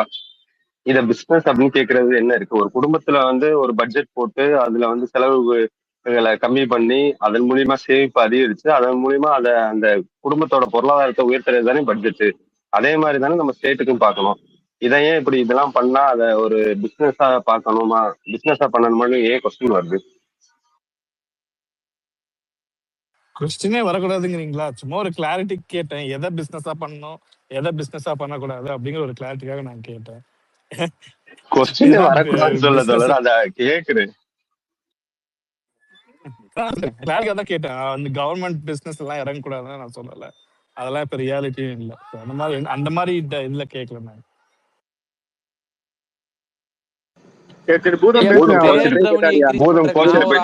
சொல்றையா ரெட் ஜெயண்ட் மூவிஸ நாட்டுடைமையாக்கம் பண்ணோம்னா ஏதாவது வருமாயா? கோடி டிஎம்கே நாட்டுடைமையாக்கம் வரும் கட்சி. இருங்க, நான் ஒண்ணு இல்ல கேக்குறேன். சம்ஷித் ப்ரோ, கேக்குதா? இந்த கடந்த 5 வருஷத்துல பார்ட்டி ஃபண்ட் போச்சுல, அத அது அதை இது பண்ண முடியாதா? பார்ட்டி ஃபண்ட் போயிருக்கல ஆக்சுவலா கட்சிக்கு நிறைய. அதான் நாங்க மக்கள்கிட்ட ஓட்டுக்கு பணமா திருப்பி கொடுத்துட்டேன்றானுங்க. அது நீங்க அப்படி சொல்லுவாங்க. நீங்க மோடி ஐயாட்ட தான் கேட்கணும், அது ஸ்டேட் கவர்மெண்ட்ல வராது. ப்ரோ நீங்க பேசுங்க. ஐயா, 2-3 பேர் சொல்லும்போது வந்துட்டு இந்த இதுவும் சொன்னாங்க, இந்த பிசினஸ் கவர்மெண்ட் நடத்தலாமான்றத. எல்லாரும் என்ன நினைச்சிட்டு பேசுறாங்கன்னா, நாளை பின்ன வந்து கம்யூனிஸ்ட் கட்சி ஆட்சிக்கு வந்துருச்சுன்னா இங்க இருக்கிறது எல்லாத்தையும் ஸ்டேட் கவர்மெண்ட் ஆக்கி ரஷ்யால ஸ்டாலின் ஆண்ட மாதிரி ஆண்டுடலாம் அப்படின்னு நினைப்புல பேசிட்டு இருக்காங்க. இங்க வந்துட்டு நித்தி ஆயோகோட கட்டுப்பாட்டுக்கு உள்ள நம்ம போய் கேட்டு நேட்டு இதெல்லாம் போட்டு வந்திருக்க கையெழுத்துக்கு ஏத்த மாதிரி தான் ஆட்சி நடத்த முடியும். அப்போ இதுக்குள்ள பிபிபி மாடல் தான் கொண்டு வர முடியும்னா அதுதான் கொண்டு வர முடியும். இதுல எல்லாத்தையும் ஸ்டேட்டே எடுத்து செய்யணும், ஸ்டேட்டே பவர் பிளான்ட் கொண்டு வரணும் அப்படின்றதெல்லாம் வந்துட்டு அதெல்லாம் வேணும்னே வந்துட்டு ஆளும் அரசாங்கத்தை இல்லைன்னா வந்து இது நாள் வரை இருந்த அரசாங்கத்துக்கு இந்த கேள்வி இந்த விஷயங்கள்லாம் இல்லாம இப்ப மட்டும் வந்துட்டு திடீர்னு எல்லாத்தையும் தலைகீழ மாத்துங்கன்னா 30 வருஷம் லிபரலைசேஷன்ல நடந்ததை இன்னைக்கு வந்து தாவேகாம்பால் மட்டும் எப்படி மாற்ற முடியும் அப்படின்ற ஒரு கேள்வி இருக்கு. கம்யூனிஸ்ட் கட்சியாக கோஷம் வைப்பவர்கள் கோஷம் வைக்கலாம், நீங்க இதை ரியாலிட்டியா மாத்தி கொடுங்க, இதுல பிசினஸ் பண்ணாதீங்க அதுல பிசினஸ் பண்ணாதீங்க அப்படின்றதெல்லாம் வந்துட்டு அது என்ன எப்படி சொல்றது திங்கிங்னு எனக்கு தெரியல. அமுராபி இஸ்கரா அதுக்கு அடுத்து நான் தான். ஓகே, பேசிட்டுமா? ஐயா அமுராபி நான் யாரு first? அமுராபி அதுக்கு ஐயா அடுத்து கேக்குதா? இஸ்கரா. நான் ஐயா பூதம், அது என்ன தமிழ்நாட்டுக்கு மட்டும்தான் தப்புல இருக்கிற கர்நாடகாக்காரன் கர்னூல்ல ஆந்திராக்காரன், குஜராத்ல குஜராத் இது ராஜஸ்தான்ல வந்து பத்லால அங்கெல்லாம் மட்டும் எப்படி பவர் பிளான்ட் போட முடியுது? என்டிபிசி பிஎஸ்சிஎல் வந்து இன்னும் பவர் பிளான்ட் போட்டுக்கிட்டு தான் இருக்கிறான். டாரண்ட் பவர் பிளான்ட் போட்டுக்கிட்டு தான் இருக்கிறான். அவன்லாம் எப்படி பவர் பிளான்ட் போடுறான்? அவனெல்லாம் நீங்க சொல்ற அந்த பாலிசி வந்து அஃபெக்ட் பண்ணலையா? கடைசி 15 வருஷமா தமிழ்நாட்டை மட்டும் அந்த பாலிசி தனியா அஃபெக்ட் பண்ணிட்டு இருக்கா என்ன? ஐயா அவங்க எல்லாம் மின் இரு மிகை இஸ்கரா பேசினதுக்கு அப்புறம் தான் பேசுங்க இஸ்கரா. முதல்ல அன்பு சந்தோஷமா நல்லா வேலையை செஞ்சு விட்டீங்கன்னு நினைக்கிறேன். வாழ்த்துக்கள். அதை ஃபர்ஸ்ட் நான் அன்பு கிட்ட சொல்லிக்கிறேன். ஃபர்ஸ்ட். ரெண்டாவது, நான் அப்படிலாம் சொல்லல, பிசினஸ் பண்ணக்கூடாதுலாம் சொல்லல. பட் ஆனா என் பாயிண்ட் வந்து வேற. என் பாயிண்ட் வந்து நான் எதை சொல்ல வந்தேன்னா, இப்போ எல்லாருமே வந்து லைக் சாரி லைக் நான் வந்து கொஞ்சம் ஹார்ஷாலாம் சொல்ல விரும்பல. பட் ஆனா எல்லாரும் ஐடியாஸ் கொடுக்குறாங்க. பட் ஆனா நம்ம யாருமே வந்து ஒரு ஸ்டேட்டை ரன் பண்றதுக்கான ஒரு காம்ப்ளிகேஷன்ஸ் எல்லாம்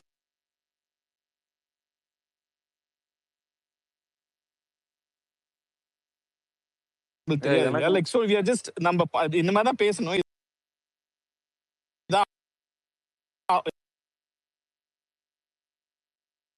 அரசியல் இதான் புரிதலுக்கான வழி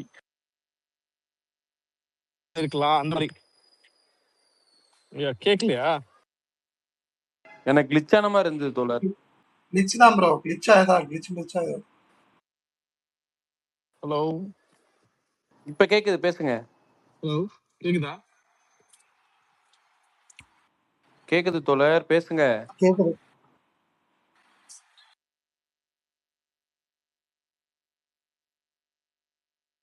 சரி பூதம் சொல்லு.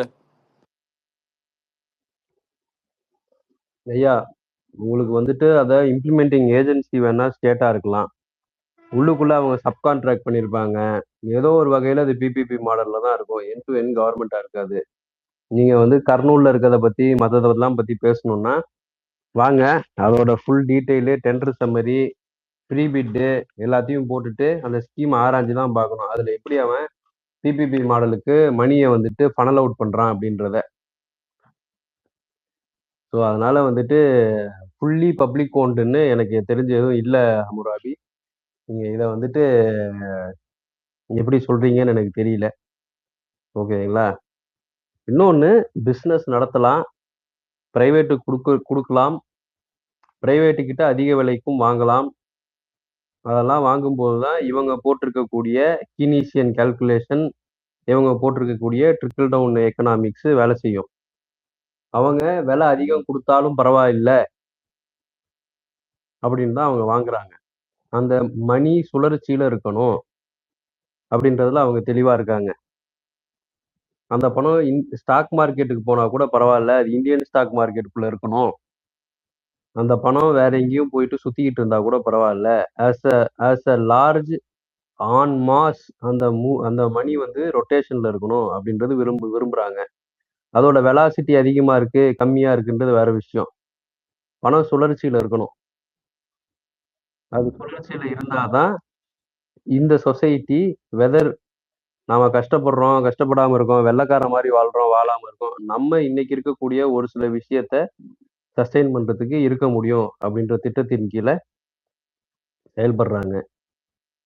நீங்க சொல்ற மாதிரியான ஒரு சித்தாந்த ரீதியிலான முழுக்க அரசே ஏற்று நடத்தக்கூடிய, முழுக்க அரசே அதை வந்து நம்ம இவர் பிஸ்னஸ்ன்னு சொன்னாங்க ஒரு சில பேர். அது பிஸ்னஸ் கிடையாது, rendering services and service and குட்ஸா ப்ரொடியூஸ் பண்ணி மக்களுக்கு கொடுக்கறத அரசு வந்து தன்னெழுச்சியாக பொறுப்பேற்று நடத்துறதுன்றது வேற ஒரு காலகட்டத்தில் வேற ஒரு சமூகத்தில் நடக்கும். இந்த சமூக யதார்த்தம் இதுதான். இந்த சமூக யதார்த்தத்துல யாரா இருந்தாலும் இதான் பண்ண முடியும். நீங்க அந்த குறுநூலை பத்தி பேசணும்னா வாங்க, அது தனியா நம்ம டாக்குமெண்ட்லாம் எடுத்து போட்டு பார்த்து யார் யாருக்கு டெண்டர் அவுட் பண்ணியிருக்காங்க, ஒட்டு மொத்தமா டெண்டர் அவுட் பண்ணியிருக்காங்களா, உள்ள கான்ட்ராக்ட்ல லேபர் கொடுத்துருக்காங்களா அப்படின்றதெல்லாம் பார்க்கணும். ஓகே ஓகே அமராபி, நான் இதை ஆன்சர் மட்டும் பண்ணிக்கிறேன். புதம் கான்ட்ராக்ட் லேபர் கொடுக்குறாங்களா? அதனால தான் நான் தெளிவாக சொன்னேன், IPP will be government company. Rajasthan Bhadla port எடுத்து பாருங்க, சாரி பத்லா பவர் பிளான்ட் எடுத்து பாருங்க, என்டிபிசியோட ப்ராஜெக்ட், அது கம்ப்ளீட்டா என்டிபிசியோட ப்ராஜெக்ட். ப்ராஜெக்ட் ஓனர் ஐபிபி வந்து என்டிபிசி தான். அவன் ப்ராஜெக்ட் பண்றதுக்கு எவனுக்கு வேணாலும் டெண்டர் கொடுப்பான். டெண்டர் கொடுத்து அவன் இன்ஸ்டாலேஷன் முடிஞ்சதுக்கு அப்புறம் பிரைவேட் கம்பெனியுடைய பார்ட் முடிஞ்சதுன்னு அர்த்தம். அதுக்கப்புறம் திரும்ப வந்து பவர் ப்ரொடெக்ஷன், அதோட மெயின்டெனன்ஸ், திரும்ப அதை ரெனியூ பண்றது, அதுக்கப்புறம் அதை எக்ஸ்டெண்ட் பண்றது எல்லாமே திரும்ப என்டிபிசியோட ஸ்கோப் தான். அது என்டிபிசி என்ன பிரைவேட் கம்பெனியா என்ன? அது 100% கவர்மெண்ட் ஆஃப் இந்தியா. அந்த மாதிரி ஏன் நீங்க இங்க பண்ண முடியல? ஏன் நீங்க இங்க பண்ண மாட்டேங்கிறீங்க? நீங்க ஏன் இன்னொரு ஒரு எக்ஸாம்பிள் 100% போதும், ஒரு நிமிஷம் வெயிட் பண்ணுங்க. இங்க பல ப்ராஜெக்ட் நார்த் உள்ள நடக்கிற எல்லா ப்ராஜெக்ட்டுமே இங்க குஜராத்ல, ராஜஸ்தான்ல, ஈவன் மத்திய பிரதேஷ்ல நிறைய ப்ராஜெக்ட் வந்து லாஸ்ட் 10 இயர்ஸ்ல நடந்திருக்கு. எல்லாமே 100% 100% வந்து கவர்மெண்ட் தான் இருக்கு. ப்ராஜெக்ட் எடுத்து பண்றது வேணா அதானி 1-2 இடத்துல பண்ணியிருக்கிறான். அதாவது ஐபிபி வந்து அவனா இருப்பான், இங்க எலெக்ஷன் கமிஷன் வந்து இவன்ட்ட போகும், அதானி கிட்ட போகும். அந்த மாதிரி வேணா பிசினஸ் கொடுத்துருக்காங்க. பட் பவரை விற்கிறது, கவர்மெண்ட்டுக்கு விற்கிறது, ஸ்டேட்டுக்கு விற்கிறது யாரு அப்படின்னு பார்த்தா இதுதான் என்ன, பப்ளிக் செக்டர் கம்பெனிஸ் தான். அப்ப அவன் பவர் ப்ரொடியூஸ் பண்றான், 5 ரூபாய்க்கு ப்ரொடியூஸ் பண்றான்னா 6 மார்க்கெட் ரேட்ல விற்பான், 6 ரூபாய்க்கு விற்பான், 7 ரூபாய்க்கு விற்பான். நீங்க கம்ப்ளீட்டா இங்க தமிழ்நாட்டுல பிரைவேட் கிட்ட எல்லாம் கொடுக்குறீங்க. அவன் யாருக்கு விற்பான்? அவன் தனியா பிரைவேட் இண்டஸ்ட்ரீஸ்க்கு வித்துக்குவான், இல்ல அவன் வேணுங்கிற மாநிலத்துல எங்க அவனுக்கு ரேட் அதிகமா கிடைக்குதோ அங்க வித்துட்டு போயிடுவான்ல. நீங்க எப்படி நீங்க வந்து கொலாபரேஷன் போடணும் தான், அதெல்லாம் யாரும் இங்க தப்புன்னு சொல்லல. பட் அதுக்கான ஆப்பர்ச்சுனிட்டியே இங்க கிடையாது. அந்த மாதிரியான காலம் மலையேறி போச்சு அப்படின்னு எப்படி சொல்றீங்க? கண்ணு முன்னாடி மற்ற மாநிலங்கள் பண்ணும்போது இங்க பண்ணாம விட்டுட்டாங்க. அந்த தப்பை நீங்க சுட்டி காட்டி தான் ஆகணும். அப்ப நாளைக்கு வந்து இப்ப என்ன, நெய்வேலி லிக்னைட்டை வந்து என்ன பிரைவேட்டுக்கு எழுதி கொடுத்துருவீங்களா? எண்ணூர்ல இருக்கிற அனல் மின் நிலையத்தை பிரைவேட்ல எழுதி கொடுத்துருப்பீங்களா? இல்ல கூடங்குளத்தை திரும்ப கூட ரஷ்யாவை வச்சிருவீங்களா? எல்லாம் இங்க தமிழ்நாட்டுல இருக்கிறது எல்லாமே வந்து பப்ளிக்ல தானே ஆரம்பத்துல கிரியேட் பண்ணிட்டு இருந்தீங்க. இப்ப மட்டும் ஏன் ரெனியூபிள் எல்லாத்தையும் தூக்கி பிரைவேட்டா கொடுத்துட்டு இருக்கிறீங்க? இப்ப இருக்கிற ரெனியூபிள இல்ல புதுசா வர்ற ப்ராஜெக்ட நீங்க ஏன் பப்ளிக் செக்டர் இங்க ஒரு கம்பெனி போடுங்க, இங்க பவர் ப்ரொடக்ஷனுக்கு ஒரு கம்பெனி போட்டு அவன் கூட அவனை ஐபிபியா வச்சுட்டு டெண்டர் மட்டும் நீங்க பிரைவேட் சின்ன சின்ன பார்ட்டிஸ் கொடுங்க. ஏன் அதை பண்ண மாட்டேங்கிறீங்க? ஏன் இங்க மொத்தமா பிரைவேட் கிட்டே எல்லாத்தையும் கொடுக்குறீங்க? இப்ப அதுக்காகத்தான் வந்து இல்ல பவர் ப்ரொடியூசிங் கம்பெனி பிரைவேட் கம்பெனியா இருக்கணுன்றதுக்காக தான் டான்ஜெட்கோ டான்ட்ரான்ஸ்கோ 2 பிரிச்சு வச்சிருக்காங்க. நீங்க சொன்ன மாதிரி ஒரு 3 ஐட்டத்தை இதெல்லாம் பிரைவேட் ஆக்கிடுவாங்களா அப்படின்னு கேட்டீங்கன்னா அது ஆக்குறதுக்கு முயற்சி நடந்துச்சு. ஓகேங்களா? நீங்க சொல்றது எப்படி இருக்குன்னா வந்துட்டு தமிழ்நாடு பூரா இ சேவை மையம் இருக்கு. இ சேவை மையம்லாம் வந்துட்டு ஆக்சுவல் ஓனர் தமிழ்நாடு கவர்மெண்ட் தான். போயிட்டு அங்கதான் கேள்வி கேட்கணும். இருக்கவன்லாம் அவனுக்கு எம்ப்ளாயி மாதிரி தான் ட்ரீட் பண்ணுவான். ஆனா எல்லாரும் இண்டிபெண்டான பிரான்ச்சைசி ஓனரு அந்த மாதிரிதான் இருக்குது. நீங்க இன்னொன்னு முதலாளித்துவ வளர்ச்சி கட்டத்துல ஒட்டுமொத்தமா குளோபல் எக்கனாமிக் ஃபினான்ஸ்குள்ள நம்ம இருக்கலாம். இந்தியா வந்துட்டு ஒட்டுமொத்த குளோபல் எக்கனாமிக் ஃபினான்ஸ்ல இந்தியா ஒரு அளவுக்குள்ள இருக்கலாம். ஆனா நீங்க இந்தியாவை ஒரு துணைக்கண்டமா எடுத்துக்கிட்டீங்கன்னா தமிழ்நாடும், கேரளாவும், மகாராஷ்டிராவும், குஜராத்தும் ஒரு வளர்ச்சி கட்டத்துல, கேரளா, தெலுங்கானா, கர்நாடகா ஒரு வளர்ச்சி கட்டத்துல, அதுலயுமே கர்நாடகால உத்தர கன்னடா, தட்சிண கன்னடா, அதுக்கப்புறமா அந்த மைசூரை சுத்தி உள்ள பகுதிகள் 3 வெவ்வேறு கட்ட வளர்ச்சியில, ஒடிசா, பீகார் வேற கட்ட வளர்ச்சியில இப்படிதான் இருக்கு சமூகம். ஓகேங்களா? அப்ப நம்மளுடைய முதலாளித்துவ வளர்ச்சி கட்டத்துக்கு நாம டைரக்டா இங்க இருக்கக்கூடிய என்னால இந்த இடத்துல இன்ஃப்ராஸ்ட்ரக்சரை இன்வெஸ்ட் பண்ணி எரெக்ட் பண்ணா எனக்கு லாபமா இருக்குன்ற இடத்துல அவன் வந்து எரெக்ட் பண்ணி ஃபுல்லா எடுத்துக்கிறான். நார்த் இந்தியால அவன் அப்படிலாம் என்னால பண்ண முடியாது. உன் ஊர்ல வந்து போதுமான படித்தவர்கள் இல்ல, இது இல்ல, அது இல்ல. அதனால நீ எனக்கு போட்டு கொடுத்தானா நான் வந்து பண்றேன்னு சொல்லி பேசுறாங்க. இவ்வளவுதான். இதுல வந்துட்டு அந்தந்த பகுதிகளோட பிரத்யேக முதலாளித்துவ லோக்கலைஸ்டு கேபிட்டலிஸ்ட் டெவலப்மெண்ட்டுக்கு ஏத்த மாதிரி அது வந்து அவனா முழுசா போடுறான்னா கவர்மெண்ட் போட்டு எழுப்பி கொடுத்துட்டு அவனுக்கு வந்து தம்பி நான் உனக்கு இது பண்ணி தரேன், நீ வந்து வெள்ளாம மட்டும் போட்டுக்க அப்படின்னு சொல்லுதா, இல்ல நீயே உழுது வெள்ளாம விட்டுக்க அப்படின்னு சொல்லுதா அப்படின்றதுல வர்ற வித்தியாசம். சம்சீர் ஏதோ சொல்ல வந்தீங்க, சம்சீர் சொல்லுங்க. இல்ல ஆல்டர்னேட்டிவ் இப்ப நீ என்ன சொல்ல வர அதை சொல்லு. ஆல்டர்னேட்டிவ்லாம் இந்த சொசைட்டில எப்படி யோசிக்க முடியும்? ஆல்டர்னேட்டிவ் வேற சொசைட்டில தானே யோசிக்க முடியும். ஆல்டர்னேட்டிவ்லங்கிறதுக்காக நம்மலாம் என்ன வந்து சூரிய கிரகத்துல குடும்பங்கள்ல ஏதாவது ஒன்று வேற ஒரு கோளுக்கா போய் உருவாக்க முடியும்? இங்கதானே உருவாக்க முடியும். இங்க பிபிபி மாடல்னா என்னன்னா இதுதான் ஐயா பூதம் ஐயா தெளிவா சொல்றேன் பாருங்க. குறை இருக்கு, அதெல்லாம் விட்டு தீர்வு என்ன அதுதான் கேக்குறாரு அவரு. ஐயா நான் குறையாவே சொல்லங்க, இங்க இவ்வளவுதான் நீங்க குறை மட்டும் தான் சொல்றீங்கன்னு சொல்றாரு, அவ்வளவுதான். யார குறை சொல்றேன் நானு? இல்ல இல்ல இப்ப நீ என்ன சிஸ்டம்ல இருக்க சொல்றேன்னா குறைய இதெல்லாம் சொல்றீங்களே. மாத்த முடியாது, இது இப்படிதான் இருக்குன்ற. அப்ப என்னதான் சொல்யூஷன் ஆல்டர்னேட் என்னன்னு கேக்குறேன் நானு. புரியுதா உனக்கு? இப்ப நீ கேட்கறதுக்கு ஆல்டர்னேட்டிவ் என்ன, இது பிபிபி மெத்தட் நம்ம போய் போட்டு வந்திருக்கோம்.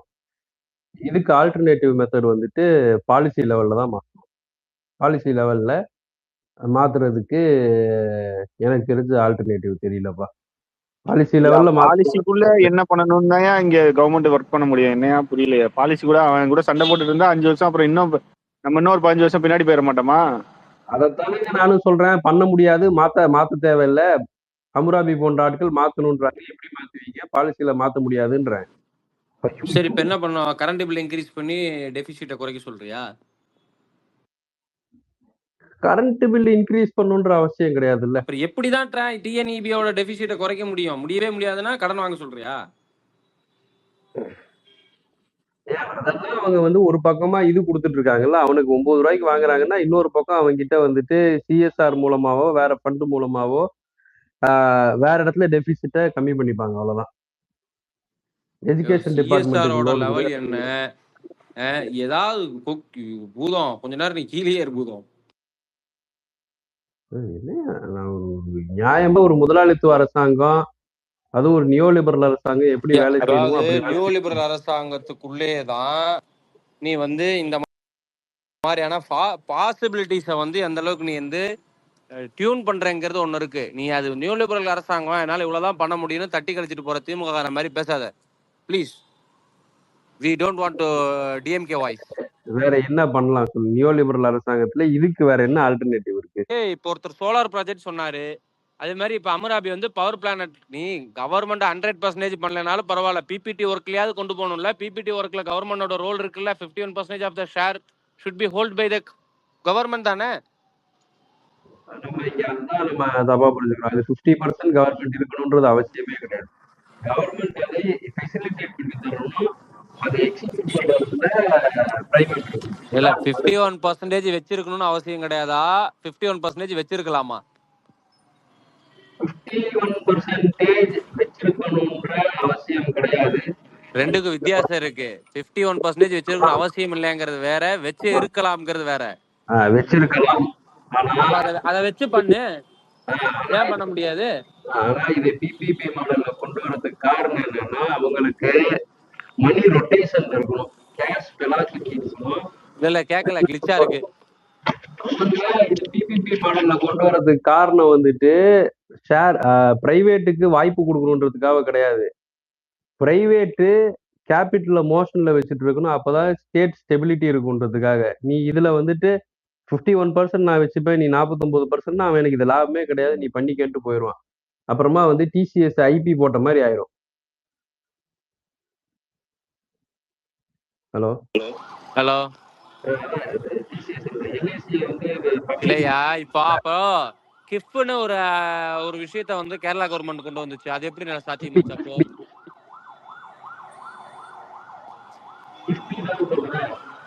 ஏய் நீ பேசுறதே கேட்க மாட்டேங்குது. கிஃப்பி தானே? ஹலோ, கிஃப்பி தானே சொல்ற? ஆமா, கேரளா இன்ஃப்ராஸ்ட்ரக்சர் ஃபினான்ஷியல் போர்டு. அவங்க என்ன பண்ணிட்டு இருக்காங்க? அவங்க வந்துட்டு ஃபாரின்ல போயிட்டு பாண்ட்ல இன்வெஸ்ட் பண்றாங்க, ஸ்டாக்ல இன்வெஸ்ட் பண்ணிட்டு இருக்காங்க, இந்த மாதிரி வேலை பார்த்துட்டு இருக்காங்க. ஆப்டிக் ஃபைபர் கேபிள் இந்தியா பூரா போடுறது, கேரளா பூரா போடுறது வந்து கஷ்டமான ஒரு வேலை. இதை வந்துட்டு இனிஷியல் பேக் போன் காஸ்ட் இவன் எடுத்துக்க மாட்டான்.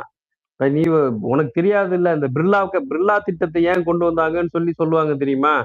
இங்க இருக்க முதலாளிகள்கிட்ட அன்னைக்கு அந்த அளவுக்கு காசு இல்ல, ஆரம்ப கட்ட வளர்ச்சியை நீங்க வளர்த்து கொடுங்க, அதுக்கப்புறமா நாங்க வந்து அதை எடுத்துக்கிறோம் அப்படின்னு சொன்னாங்க. ஆரம்ப கட்ட வளர்ச்சியை வளர்த்து கொடுக்க எடுத்துக்கிறது பொதுத்துறை நிறுவனங்களே விற்கிறதுக்காக உருவாக்கப்பட்டது, இதெல்லாம் சரிதான். ஆனா மேட்டர் என்னன்னா, இப்ப வந்து கிரைசிஸ், எக்கனாமிக் கிரைசிஸ் ஏற்படுது, அல்லது வந்து கவர்மெண்டோட எக்ஸ்பெண்டிச்சருக்கும் ரெவென்யூக்கும் இடையில ரேஷியோ டிஃபரன்ஷியேட் இருக்குன்னா, இந்த ரெவென்யூ இன்க்ரீஸ் பண்றதுக்காக டேக்ஸ் இன்கம் மட்டும் இல்லாம எப்படி வந்து மற்ற ரெவென்யூவை ஜென்ரேட் பண்ணி இதை பேலன்ஸ் பண்ணி வெல்ஃபேரை ஸ்கேலிங் பண்ண முடியுங்கிறதா நாம இங்க பேசிக்கிட்டு இருக்கோம்.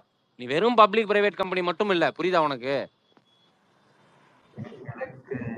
புரியுது சொல்றது. பட் ஆனா இவங்களுக்கு என்ன பிரச்சனைனா, இன்னைக்கு இருக்க இந்த பாலிசி லெவல்ல இருக்கிறதுக்கும் இவங்க இதையெல்லாம் பண்ணாங்கன்னா ப்ராப்ளம் இன்வெஸ்ட்மெண்ட்ல வரும் அவங்களுக்கு. அவங்க லூர் பண்ணி பிரைவேட் கேபிட்டல வளர்த்து விட பாக்குறாங்க, கேபிட்டலை எக்ஸ்பேண்ட் பண்ண பாக்குறாங்க. அவங்க அதுதான் ஒரு சரியான எக்கனாமிக் சிஸ்டம். இந்த எக்கனாமிக் சிஸ்டம் மூலமா தான் அனைவருக்கும் பணம் போய் சேரும்.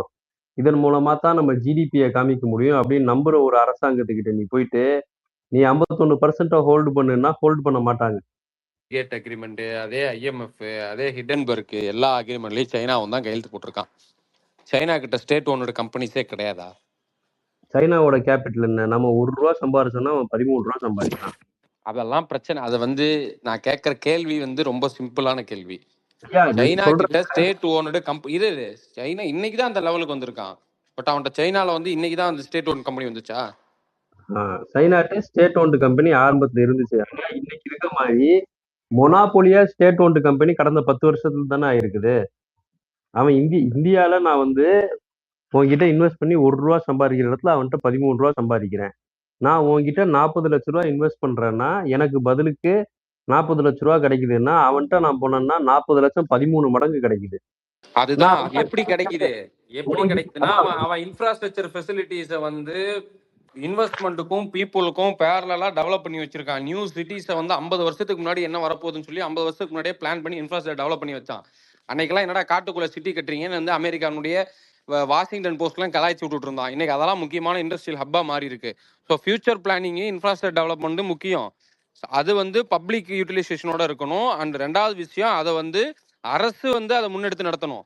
அரசோட இதுக்குள்ள இருக்கணும், பவருக்குள்ள இருக்கணும். அது நீ அதை பிரைவேட்ட கொடுத்துட்டு போறது அப்படிங்கலாம் அவன் பண்ணல. அன்னைக்கு அதெல்லாம் டெவலப் பண்ணதான் இன்னைக்கு மொனோபோலிக்கான கம்பெனி வந்து கவர்மெண்ட் கையில இருக்கு.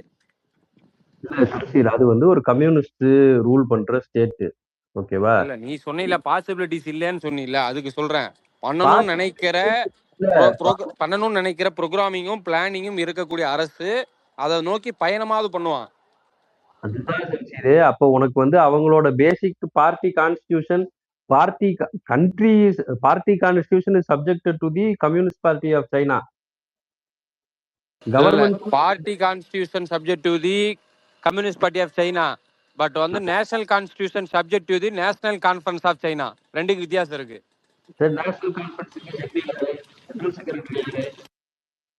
ஆர்மி யார்கிட்ட இருக்கு? ஸோ அதோட ஸ்டேட் அது வந்து ஒரு யூனிட்டரி பார்லிமெண்டேரியன் சிஸ்டம். அது நாம இருக்கிறது யூனிட்டரி பார்லிமெண்டேரியன் சிஸ்டம் கிடையாது. இல்ல நம்ம எல்லா பார்ட்டியா சிசிபி சாராத ஆட்களே சைனால அதிபரா இருந்திருக்காங்க. என்னையா பேசுற நீ? ஐயா அதெல்லாம் ஓகே, நான் சொல்றது சிஸ்டமா யூனிட்டரி பார்லிமெண்டரி சிஸ்டம். நாம இருக்கிறது மல்டி பார்ட்டி ஃபெடரல் பார்லிமெண்ட். அங்கேயும் மல்டி பார்ட்டி இருக்கு. நான் CCP members president of the சைனாவாவே இருந்திருக்காங்க. நான் அதை சொல்லவில்லை. 7-8 பார்ட்டி இருக்கு, ஒத்துக்கிறேன். 7-8 அங்கீகரிக்கப்பட்ட தேசிய அளவிலான கட்சி இருக்கு. இது இல்லாம ரெஜிஸ்டர்டு பார்ட்டி எல்லாம் இருக்கு. நான் அதை சொல்லல. நான் சொல்றது கவர்மெண்டோட ஸ்ட்ரக்சர் வந்து யூனிட்டரி பார்லிமெண்ட் சிஸ்டம். அவங்களுக்கு பிரீமியர்ல இருந்து ஆரம்பிக்கும். Highest power resides with premier. நமக்கு டெசிஷன் மேக்கிங் பிரீமியர்கிட்ட கிடையாது, பிரசிடென்ட் கிட்ட கிடையாது. நமக்கு இருக்கிறது எம்பிஸ் கிட்ட இருக்குது, எம்எல்ஏ. நமக்கு வந்து ஸ்டேட்ல பாஸ் பண்ணும், எம்பிகிட்ட பாஸ் பண்ணும், எம்எல்ஏட்ட பாஸ் பண்ணும். இந்த மாதிரி நமக்கு வேற வேற லெவல் இருக்குல்ல, அந்த மாதிரி அவங்களுக்கு கிடையாது. ஒண்ணு. ரெண்டாவது விஷயம், ஓப்பனா எனக்கு தெரிஞ்சு ஒரு சில பியூரோக்ராட்ஸ்லாம் நான் சொல்லி கேள்விப்பட்டிருக்கேன். ஏதாவது ஒரு திட்டம் கொண்டு வந்தாங்கன்னா அந்த திட்டத்தை ப்ரொபோஸ் பண்ணி பார்லிமெண்ட்டுக்கு கொண்டு போறதுக்கு 1 வருஷம் ஆகுது. உள்ள பார்லிமெண்ட்குள்ள கொண்டு போனா இந்த தலைவர் அந்த தலைவர்னு ஆளுங்கட்சியில் இருக்க தலைவர், எதிர்கட்சியில் இருக்க தலைவர், இவனுங்களை சமாளிக்கிறதுக்கு 2 வருஷம் ஆகுது. அதுக்கப்புறமா தான் திட்டம் வந்து இம்ப்ளிமெண்ட் பண்றதுக்கு வருது. அது இம்ப்ளிமெண்ட் பண்றதுக்குள்ள காலம் கழிஞ்சு போறதே முடிஞ்சு போயிருது. அப்ப அந்த இன்ஸ்டன்ஸ்ல பண்ண முடியல. எந்த நேரத்துல எதை பண்ணுமோ அதை பண்ண முடியல. அதை காலம் கடந்து பண்றதுனால, அந்த விண்டோவை தாண்டி பண்றதுனால அது அட்மினிஸ்ட்ரேஷனல் எரர், பாலிசி எரர். நீ சொன்ன முதல்ல என்ன சொன்ன? கேட் ஐஎம்எஃப் அப்புறம் பிரிட்டன் உட்ல எல்லாம் கையெழுத்து போட்டாலே இப்படிதான் இருக்கும்னு சொன்னேன். இப்ப வந்து அட்மினிஸ்ட்ரேஷன் எரருக்குள்ள சுத்திக்கிட்டு இருக்க. மாத்தி மாத்தி பேசாத பூதம். கவர்மெண்ட் எடுக்கிற முடிவுக்கும் இந்த கவர்மெண்ட் எடுக்கிற முடிவுக்கும் வித்தியாசம் இருக்குல்ல. இங்க யாருமே அப்படி யோசிக்க மாட்டாங்களே. அங்க வந்துட்டு உட்காந்துட்டு அவங்க வந்து நேஷனல் அசம்பிளிக்கு கிளாஸ் எடுப்பாங்க. நேஷனல் அசம்பிளி குறைஞ்சபட்சம் ஒரு கிளாஸ் கான்சியஸ்னஸ் சொல்றோம். கிளாஸ் கான்சியஸோட டெவலப் பண்ணணும்னு தான் சொல்றோம். இப்ப யார் இல்லன்னு சொன்னா? கிளாஸ் கான்சியஸோட டெவலப் பண்ண முடியும். நான் தானே சொல்றேன், நியோ லிபரல் கவர்மெண்ட்ல இவ்வளவுதானே பண்ண முடியும்ன்றேன். இங்க சைனீஸ் கவர்மெண்ட்டும் வந்து நியூ லிபரல் அக்செப்ட் பண்ணி தான் இருக்கு. திரும்ப திரும்ப வந்து நியூ லிபரல் கம்பெனி இவ்வளவுதான் பண்ண முடியுன்ற நியோ லிபரலை அவங்க ஸ்டேட்டுக்குள்ள விட்டுருக்கு. அவங்க ஸ்டேட்டுக்குள்ள இந்த மெத்தடை நம்ம இன்னைக்கு யூஸ் பண்ணிப்போம்னு சொல்லுது. நம்ம கவர்மெண்ட் அவ்வளோ கான்சியஸா நியோ லிபரல் எடுத்துக்கிட்டு இருக்கா?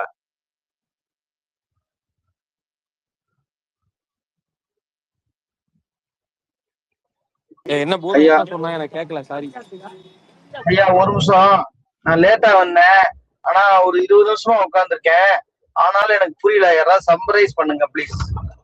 சம்மரைஸ் பண்ணுனா பூதத்தை கீழே நான் அனுப்பணும். சம்மரைஸ் பண்றேன். ஐயா சொல்லுங்க ஐயா. நான் சம்மரைஸ் பண்றேன். அதாவது இதெல்லாம் இப்படிதான் இருக்கும். முதலாளித்துவம் வந்துருச்சு. நீங்க அதனால வந்து வேற எல்லாம் எதிர்பார்க்காதீங்க. எல்லாம் பிரைவேட் பவர் பிளான்ட் போடுவான். எல்லாம் அதிக ரேட்டு கொடுத்து வாங்குங்க. இது பூதமோட பாயிண்ட். சூப்பர், நல்ல பாயிண்ட். அடுத்து டிரான்ஸ்போர்டேஷனை பிரைவேடைஸ் பண்ண போறாங்களா? இப்ப அதுக்கும் பூதம் ஒத்துக்குவாரு? கண்டிப்பா அவரு எதனால ஒத்துக்குவாரு. அடுத்து ஒத்துக்குவாரு. பூதத்தோட வாயவே எதா இருந்தாலும் பிரைவேடைசேஷன் பண்ணி வச்சிருக்கான் திமுக இங்க காரன். பாருங்க, எதா இருந்தாலும் கம்யூனிஸ்ட் உங்களுக்குள்ள சண்டை போட்டுக்கிறீங்க, நாங்க பண்ணிடுவோம்னு எங்க மேல எழுதிட்டு போயிடாதீங்க. அன்பு, நான் அன்பு மறுபடியும் சொல்றேன். நீங்க அட்மினிஸ்ட்ரேஷனையும் அரசாங்கத்தையும் நீங்க வந்து உங்களுக்கு நான் சொல்ல வேண்டியது இல்ல. அரசாங்கம் அரசு அதைத்தான் செய்யும். அவர் விஜய் செஞ்சாரு, தாவேகா அரசு செஞ்சுட்டு நாங்க சொல்லல, அரசு தான் செய்யும்னு சொன்னோம். இல்ல ஐயா, பூதம் மேல வர வரைக்கும் இல்ல ப்ரொடக்டிவிட்டியா இப்ப பேசுங்க ஐயா. டிரான்ஸ்போர்ட் பூதத்தை இப்ப கீழே அனுப்பிச்சோன்னே இப்ப மிருகம் டிரான்ஸ்போர்ட் இது ப்ரொடக்டிவிட்டியா பண்றீங்க. போகும் ஐயா. அதனால ப்ரொடக்டிவிட்டியா பேசுங்க ஐயா. ஐயா எனக்கு இல்ல ரொம்ப நேரமா பேசுவாளர். இருங்க. ப்ளூ பாயிண்ட் இருக்கு, எனக்கு புரியாம தான் மேல வந்தேன். எனக்கே புரியலன்னா யாருக்கும் கீழே புரிஞ்சிருக்காது. ஏன்னா ரொம்ப நாள் நான் கூட சுத்திட்டு இருக்கேன். அதனால புரியுற மாதிரி ஏதாவது 2 பேரும் ஒரே மாதிரி விஷயத்த ஒரே மாதிரி பேசுறீங்க, போர் அடிக்குது. கொஞ்சம் தெளிவா பேசுங்க. இல்லைன்னா விட்டுருங்க, அவன் பிரைவேடைஸ் பண்ணட்டும். யாரோ பெட்ட நோட்ஸ்ல கையெழுத்து போட்டீங்கன்னா அங்க யாரு கையெழுத்து போட்டாங்கன்றத கேட்கலான்ற கேள்வி கூட இப்ப நமக்கு தேவையில்லாதது. ஆனா யாரு கையெழுத்து போட்டீங்கன்னு தெரியல. இப்பதான் சொல்லிட்டு பிரிட்டிஷ் நோட்ஸ்ல கையெழுத்து போட்டதால எல்லாம் போச்சு, நாசமா போச்சு போட்டாங்க. சரி, அதெல்லாம் விட்டுருவோம். இப்போதைக்கு தலைப்பு விட்டுட்டு புரியுற மாதிரி பேசுங்க. ஒரே இடத்துல சுத்தாதீங்க ஐயா. நன்றி, வணக்கம். சரி, உங்க கருத்தை சொல்லுங்க. எக்கனாமிக்ஸ் அரசுடைய வருவாயை உயர்த்துவதற்கு என்ன பண்ணலாம்? அரசின் வருவாயை உயர்த்த 2 வழிகள் இருக்கிறது. ஒன்று, முதலீடுகளை செய்து தொழில் வளத்தை பெருக்கி தானே தொழில் முதலாளியாக இருந்து தொழில் வளத்தை பெருக்குவது, ஒரு நிறுவனமாக்கி நிறுவனத்தை லாபகரமாக நடத்துவது அப்படின்றது ஒரு பாயிண்ட். இன்னொன்னு, ஒரு நாட்டில் தொழில் வளத்தை, பிரைவேட் தொழில் வளத்தை பெருக்கி அவர்கள் கண்டுபிடித்து உற்பத்தி செய்து அதில் வரி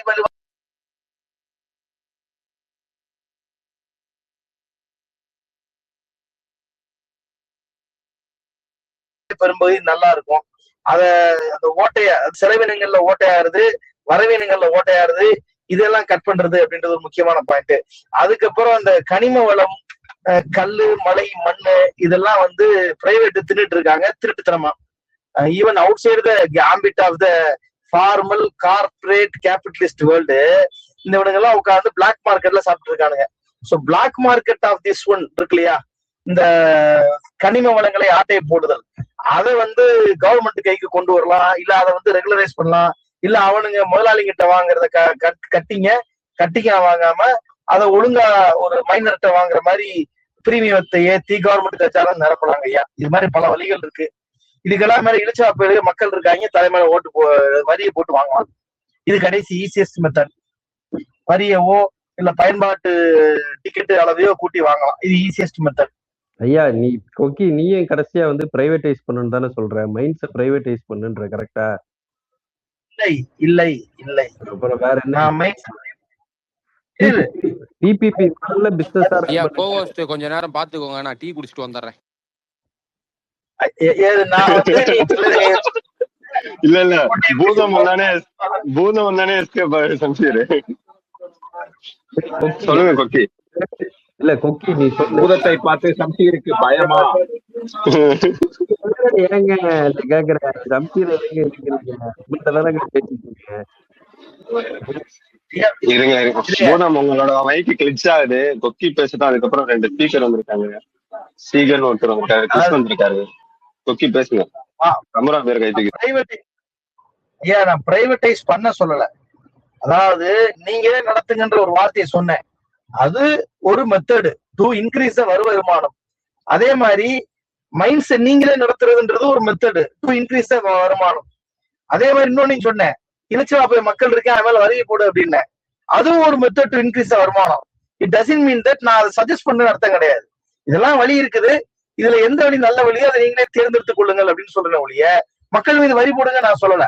சோ இதெல்லாம் நான் என்ன சொல்றது, options available, not option preferable. இன்னைக்கு இருக்க பிசிக்கல் அண்ட் எக்கனாமிக் பாலிசிஸ் கவர்மெண்டோடதுக்கு ஐயா பூதம் பூதம் நீ வந்து நீங்க நிறைய நீங்க பேர் கையை ரிப்ளை பண்ணிக்கிட்டே தூக்கியிருக்காங்க, இருந்தீங்கன்னா கரெக்டா அதெல்லாம் இருக்காது. பாரு. ஆமா, ஸ்கிரீனை பார்த்து பேசுற பழக்கத்துக்கு வா முதல்ல. ஹமுராபி சொல்லுங்க, அதுக்கடுத்து ஸ்ரீகன், அதுக்கப்புறம் பூதம். ஐயா ஆக்சுவலா என்னன்னா, முதல்ல நம்ம இது பண்ண வேண்டியது என்னன்னா, சரி நான் ஐடியா கொடுத்தா அந்த ஐடியாவை நாளைக்கு நாங்க கேள்வி கேட்கும்போது எங்கள்கிட்ட வந்து சொல்லக்கூடாது. ஆமா, ஃபர்ஸ்ட் என்னன்னா, இவர் வந்து இவரோட இது இருக்கு பாருங்க, மேனிஃபெஸ்டோ. மேனிஃபெஸ்டோ மீன்ஸ் இது எலெக்ஷன் மேனிஃபெஸ்டோ, தேர்தல் வாக்குறுதிகள். அதுல வந்து ஒரு தடவை சொன்னாரு, இன்னொரு தடவை டைரக்டாவும் சொன்னாருன்னு நினைக்கிறேன். என்னன்னா, இங்க ஸ்மார்ட் கார்டு மாதிரி நான் கொடுப்பேன், அந்த மாதிரி அவங்கள பத்தின கம்ப்ளீட் டீட்டெயில் எடுத்து நான் கொடுப்பேன் அப்படிங்கிற மாதிரி சொல்லியிருந்தாரு. ஸோ நீங்க வந்து இங்க இருக்கிறவங்கள வந்து நீங்க முதல்ல சென்சஸ் எடுக்கலாம், தமிழ்நாட்டை வந்து சென்சஸ் எடுக்கலாம். சொத்து வச்சிருக்கான், யாருக்கு வந்து ஒரு சொத்து இருக்கு, அதாவது நமக்கு இந்த பிரைவேட் ப்ராப்பர்ட்டி, பர்சனல் ப்ராப்பர்ட்டி, அதை வந்து டிஃபரன்ஷியேட் பண்ணணும், அதை கவர்மெண்டே பண்ணணும். அதாவது தான் வாழ்றதுக்காக வீடு வச்சிருக்கிறது, இல்லை அதை வெளியில விட்டு சம்பாதிக்கிறது, இல்லைன்னா தனக்காக நான் வந்து ஒரு கடை வச்சிருக்கேன், இல்லைன்னா நான் வந்து ஒரு காம்ப்ளெக்ஸ், ஷாப்பிங் காம்ப்ளெக்ஸ் கட்டி அதை வந்து 10 கடையை வந்து வாடகை கூட்டு சம்பாதிக்கிறேன். இந்த மாதிரியான தெளிவான ஒரு சென்சஸ் எடுக்கணும். எடுத்து எவன் வந்து ஓசியில வயிறு வளர்க்கறான், எவன் வந்து பிரைவேட் ப்ராப்பர்ட்டி வச்சு மற்றவன் காசுல சம்பாதிக்கிறான், அவனுக்கெல்லாம் வந்து கார்பரேட் டேக்ஸ் இன்க்ரீஸ் பண்ணி விடுங்க. இந்த கார்டு வச்சிருக்கிறவனுக்கு டேக்ஸ் கிடையாது, இவன் வந்து என்ன அவனுடைய பர்சனல் யூசேஜுக்காக வச்சிருக்கான், இவன் வந்து பணம் சம்பாதிக்கிறதுக்காக வச்சிருக்கான்னு வைங்க. ஏன்னா நீங்க சென்னைக்குள்ளாரே பாத்தீங்க அப்படின்னா சிம்பிளா என்ன இந்த ஒர்க்கஃபெல்லாம் இருக்கும், தேனாம்பேட்டையில ஒர்க்கஃபெல்லாம் இருக்கும், 11 ஃப்ளோர். ஒரு ஃப்ளோருக்கு அவனுக்கு வந்து மாச வாடகை வந்து ஒரு ஃப்ளோருக்கு மட்டும் கிட்டத்தட்ட 15 லட்சம் மாச வாடகை வரும். 11 ஃப்ளோர் அப்படின்னா அவன் கிட்டத்தட்ட 1.5 கோடி ரூபா வந்து மாச வாடகையே வாங்கிட்டு இருக்கிறான். அப்ப 1.5 கோடி ரூபாய் வாங்குறவன் எவ்வளவு கார்பரேட் டேக்ஸ் கட்டுறான் அப்படின்னு இருக்குல்ல, அவன் கண்டிப்பா இந்த கணக்கு அந்த கணக்கு எல்லாம் எழுதி கவர்மெண்ட்டுக்கு டேக்ஸ் கட்டுறானானே தெரியாது. அவனும் பக்கத்துல அண்ணாச்சி வந்து ஒரே ஒரு கடை வச்சிருப்பாரு, அவரோட வாழ்வாதாரத்துக்காக ஒரு கடை வச்சிருப்பாரு. 2 பேருக்கும் ஈக்குவலா ஒரே டேக்ஸ் கொடுப்பீங்க. ஏன் ஒரே டேக்ஸ்? ஸ்லாப் வைங்க. தனியா வச்சிருக்கிறவனுக்கு வந்து 0 டேக்ஸ். எப்படி எலக்ட்ரிசிட்டியில ஸ்லாப் வச்சிருக்கீங்க 200 யூனிட் வரையிலும் ஃப்ரீன்னு, அந்த மாதிரி ஸ்லாப் வைங்க. தனியா வச்சிருக்கிறவனுக்கு கிடையாது, பப்ளிக்கா இது பண்றவனுக்கு காசு அப்படின்னு பத்திரப்பதிவு துறையில இருந்தே ஆரம்பிங்க. பத்திரப்பதிவு பண்ணும் போதே நீ வந்து ஃபர்ஸ்ட் ப்ராப்பர்ட்டி வாங்குறதுக்கு உனக்கு டேக்ஸ் கிடையாது, அடுத்தடுத்த ப்ராப்பர்ட்டி வாங்க போற அப்படின்னா இப்ப வந்து 12% ஜிஎஸ்டி பிளஸ் 5%. யாருக்கா தெரியுமா எவ்வளவுன்னு? ஐயா கேக்குதா? ஹலோ, கேக்குது. நல்லா தானே கேட்டுச்சு, கேட்டுட்டு தானே இருந்துச்சு. பேசுங்க. அதான் இல்ல, இப்ப 12% பத்திரப்பதிவுக்கு போனீங்கன்னா 12% ஜிஎஸ்டி, சாரி பிளஸ் 5% நினைக்கிறேன், இல்ல 7.5 பிளஸ் 5 ஏதோ ஒண்ணு, எனக்கு சரியா தெரியல. அப்ப அந்த 5% வந்து நீ உங்ககிட்ட ஸ்மார்ட் கார்டு இருக்குது அப்படின்னா ஃபர்ஸ்ட் ப்ராப்பர்ட்டி வாங்குறவனுக்கு 5% வாங்கு, ரெண்டாவது ப்ராப்பர்ட்டி வாங்குறவனுக்கு 20% 30% வாங்கு, அதிகமா வாங்க. ஏன்னா காசு இருக்கிறவன் தானே திரும்ப போய் இன்னொரு ப்ராப்பர்ட்டி வாங்க போறான். நீ வந்து பிளாக் மணியை ஒழிக்கணும் அப்படின்னா பிளாக் மணியை சம்பாதிக்கிறவனை தேடி பிடிச்சிட்டு இருக்க முடியாது. அவன் திரும்ப வந்து உள்ளூர்ல அவன் லேண்டாவோ இல்ல வேற எங்கேயாவது இன்வெஸ்ட் பண்ணிக்கிட்டு இருக்கிறான், அதுல நீ வந்து அவனுக்கு டேக்ஸ் போடு. அப்ப அவன் திரும்ப இன்வெஸ்ட்மெண்ட் பண்ணும்போது அவங்ககிட்ட இருந்து டேக்ஸ் வாங்க பார்க்கலாம். ஸோ இது வந்து என்ன, சாதாரண மக்களுக்கு வந்து பெரிய பிரச்சனை கொடுக்காது. பிளஸ் அதிகமா பணம் வச்சிருக்கிறவன் பிளாக் மணி ரொட்டேட் பண்ணிட்டு இருக்கிறவனுக்கு அதிகமான பிரச்சனை கொடுக்குற மாதிரியான ஒரு ஸ்கீமா இருக்கும். அதே மாதிரிதான் இது. இப்ப இவர் லும்பன் அதை கவர் பண்ணிட்டாரு. நீ வந்து கனிம வனமெல்லாம் எடுக்கிற, ஜெயலலிதா பீரியட்ல வந்து அந்த அம்மா அனௌன்ஸ் பண்ணிச்சு, ஆனா அதை பண்ணல. அதாவது என்னன்னா, அரசாங்கமே வந்து மண்ணை எடுத்து மண்ணை விற்கும் அப்படின்னு. அதாவது என்னன்னா ரேஷன் மாதிரி, நீ போய் பிரைவேட்டா இப்ப மண் எடுத்துக்க முடியாது. நான் கான்ட்ராக்ட் எடுத்துட்டேன் அப்படின்னு சொல்லிட்டு 200 ரூபாய்க்கு யூனிட் மண் எடுத்துட்டு நீ வந்து 30-40,000 ரூபாய்க்கு வித்துட்டு இருக்கிறாங்க. இப்ப இன்னொன்னு எடுக்க சொல்றது வந்து ஒரு டன் எடுக்க சொன்னாங்கன்னா இவன் 10 டன் நோண்டி எடுத்துருவான். அப்ப அதுல வந்து என்ன வருஷத்துக்கு ஒரு 5000 10,000 கோடி எவ்வளவுலாம் தெரியாது, கணக்கு வழக்கெல்லாம் கிடையாது. ரொம்ப அதிகமான ஊழல் நடந்துட்டு இருக்கு. அதுவும் சரி, அந்த கல் எடுக்கிறதும் சரி, கல் எடுத்து அதை எக்ஸ்போர்ட் பண்றது, பக்கத்து மாநிலத்துக்கு அனுப்புறது அப்படின்னு அதுலயும் பெரிய ஊழல். இதெல்லாத்தையும் நீ ஸ்ட்ரீம்லைன் பண்ணி கவர்மெண்ட்டுக்கு ப்ராஃபிட் வர மாதிரி பார்க்கணும். இல்லைன்னா அட்லீஸ்ட் வந்து பொதுமக்களுக்காவது ப்ராஃபிட் வர மாதிரி பண்ணணும். அதே மாதிரிதான் வந்து இது இப்ப எம்சாண்ட், சென்னையை சுத்தி எம்சாண்ட் உடைக்கிறதுக்கு எல்லா மலையும் காலி பண்ணிட்டு இருக்கானுங்க. நீங்க சென்னை ஏர்போர்ட்ல இருந்து நீங்க பாத்தீங்கன்னா ஏர்போர்ட்டுக்கு ஆப்போசிட்லயே ஒரு மலை இருக்கும், அங்கேயே எம்சாண்ட் எடுக்கிறதுக்காக மலையை குறைஞ்சிட்டானுங்க. திரிசூலம்ல இருக்கிற மலையவே நீங்க மலை ரோட்ல இருந்து பார்க்கும்போது மலை தெரியும், ரோட்டுக்கு அந்த பக்கம் போய் பாத்தீங்கன்னா தான் ஆக்சுவலா மலையெல்லாம் இருக்காது, பாதி தான் இருக்கும், மிச்சம் எல்லாத்தையும் சுரண்டிட்டானுங்க. ஸோ அதுக்கெல்லாம் நீ டேக்ஸ் போடலாம், எவன் எடுக்கிறானோ அவனுங்கெல்லாம் டேக்ஸ் போடலாம். இன்னொன்னு, எடுத்தவனை வந்து முதல்ல தண்டிக்கணும். இந்த கவர்மெண்ட் வந்து பணம் எடுத்தவனை தண்டிக்கிற மாதிரி எனக்கு தெரியல. பயப்படுதா இல்ல அடுத்த ஆட்சி வரும்போது நமக்கு பிரச்சனையாகும் அதனால விட்டுறலான்னு விட்டுட்டு இருக்கான்னு தெரியல. நீ அவன்கிட்ட இருந்தெல்லாம் கேஸ் போட்டு அவங்ககிட்ட இருந்து ரெக்கவர் பண்ண வேண்டியதெல்லாம் ரெக்கவர் பண்ணலாம். அடுத்தது முன்னாடி பேசினதுதான் எலக்ட்ரிசிட்டி போர்டு. அதுல வந்து நீ வந்து நீயே பவர் ப்ரொடியூஸ் பண்ணலாம், நீ அதிகமா பவர் ப்ரொடியூஸ் பண்ணி நீ வந்து வெளியூருக்கு விற்கலாம். நீ என்ன, தமிழ்நாடு வந்து வெயில் அதிகமா அடிக்கிற ஊர் தான், பிளஸ் வந்து காத்தும் அதிகமா அடிக்கிற ஊர் தான். உனக்கு வந்து சவுத் வெஸ்ட் மான்சூன்லாம் வந்து அடிக்கிற ஏரியா தான். உங்ககிட்ட லேண்டும் அதிகமா இருக்கு. ஆஃப் ஷோர் விண்டு மில்லாம் கூட நிறைய கண்ட்ரீஸ்ல வந்து சக்சஸ்ஃபுல்லா பண்ணிட்டு இருக்கிறாங்க. நீ அதையுமே ட்ரை பண்ணலாம். அப்ப நீ அதிகமா பவர் ப்ரொடியூஸ் பண்ணி நீ பவரையே விற்கலாம். பப்ளிக் செக்டார் கம்பெனிஸ் நீ கொண்டு வரும்போது வேலை வாய்ப்பும் வரும், பிளஸ் என்ன பவரும் அதிகமா ப்ரொடியூஸ் பண்ண முடியும், பிளஸ் வந்து நீ அதை வித்து நீ பணமும் சம்பாதிக்கலாம். வேற என்ன, ஜிஎஸ்டி நீ முக்கியமா என்னன்னா, நேத்து அவர் சொல்லும் போது அந்த மேட்டர் ஒன்று சொன்னாரு, ஜிஎஸ்டி வருவாய் வந்து இங்க கம்மியா இருக்கு அப்படின்னு. அதாவது என்னன்னா, சென்ட்ரல் கவர்மெண்ட் கிட்ட இருந்து வர்றது கிடையாது, எஸ்ஜிஎஸ்டியே இங்க கம்மியா இருக்கு அப்படின்னு. ஏன் அப்படின்னா, இங்க நீ மேஜரா கொண்டு வர இன்வெஸ்ட்மெண்ட்லாம் என்ன கொண்டு வந்திருக்கிற அப்படின்னா, ரீஎக்ஸ்போர்ட் கம்பெனிஸ் தான் கொண்டு வர்ற. நீ இங்க எவ்வளவு பெரிய நிறுவனங்கள் எடுத்துக்கிட்டாலும் சரி, எல்லா பெரிய நிறுவனங்களும் வந்து வெறும் மனித வளத்துக்காக தான் இங்க வர்றாங்க. அதாவது நான் வந்து குறை கூலிக்கு நான் இங்க ஆள் எடுத்துட்டு இங்க மேனுஃபேக்சர் பண்ணி நான் அதை எக்ஸ்போர்ட் பண்ணிக்குவேன். ஒரு கொக்கோ கோலா ஃபேக்டரி வச்சா கூட அவன் அப்படிதான் வைக்கிறான், நான் வந்து ஈஸ்ட் ஏசியா மொத்தத்துக்கும் கொக்கோ கோலா அனுப்புறதுக்கு நான் தமிழ்நாட்டை யூஸ் பண்ணிக்குவேன் அப்படின்னு தான் அவன் வர்றான். அப்ப அவன் ஜிஎஸ்டி கூட இங்க பே பண்றது இல்லை. அவன் இங்க இருக்கிற தண்ணி எடுத்துக்குவான், சர்க்கரை எடுத்துக்கிறான், வேற என்ன வேணுங்கிற நம்ம நம்ம மனித வளத்தை யூஸ் பண்ணிக்கிறான், கரண்ட் எடுத்துக்குவான், லேண்ட் எடுத்துக்குவான், எல்லாத்தையும் எடுத்து இங்க ப்ரொடியூஸ் பண்ணி கொண்டு போய் அவன் வியட்நாம், இந்தோனேசியான்னு எல்லா பக்கம் வித்துட்டு பாக்கெட்ல பணத்தை எடுத்து போட்டு போயிடுறான். அப்ப நீ ஏன் அந்த மாதிரியான கம்பெனிஸை வந்து கொண்டு வர்ற? அவன் வந்து உற்பத்தி பண்ண வர்றான் அப்படின்னா முதல்ல வந்து இந்தியன் கன்சம்ஷன் கொண்டு வரணும். இங்க இருக்கிற லேபர்ஸ்க்கு வந்து லேபரை வந்து ஒரு எக்ஸ்ப்ளாய்ட் பண்ற ஒரு பவரா பார்க்காம இங்க இருக்கிறவங்களுக்கு வந்து அதிகமான சேலரி கொடுக்குற மாதிரியான கம்பெனிஸ் தான் நீ கொண்டு வரணும். இவனுங்க கொண்டு வந்தாங்க பாருங்க, ஓலா எலக்ட்ரிக், வின்ஃபாஸ்ட், இந்த டாடா எலக்ட்ரானிக்ஸ் எல்லாமே இருக்கிறதுல வந்து ஒஸ்ட் எம்ப்ளாயை வந்து அதிகமா எக்ஸ்ப்ளாய்ட் பண்ற மாதிரியான கம்பெனிஸ். இந்த மாதிரி உதவாகிற கம்பெனி எல்லாம் கொண்டு வரக்கூடாது. ஒரு கம்பெனி கொண்டு வந்தா ப்ராப்பரான கம்பெனி கொண்டு வரணும். அது வந்து நம்ம தமிழ்நாட்டுக்கும் யூஸ்ஃபுல்லா இருக்கணும். ஜிஎஸ்டி அதிகமா லோக்கல்ல விற்கிறதுக்காக வரணும், லோக்கல்ல மேனுஃபேக்சர் பண்ணி லோக்கல்ல விற்கிறதுக்காக வரணும், பிளஸ் இங்க இருக்கிற எம்ப்ளாயிஸ்க்கு பெனிஃபிட் கொடுக்குற மாதிரியான கம்பெனிஸ் தான் வரணும்.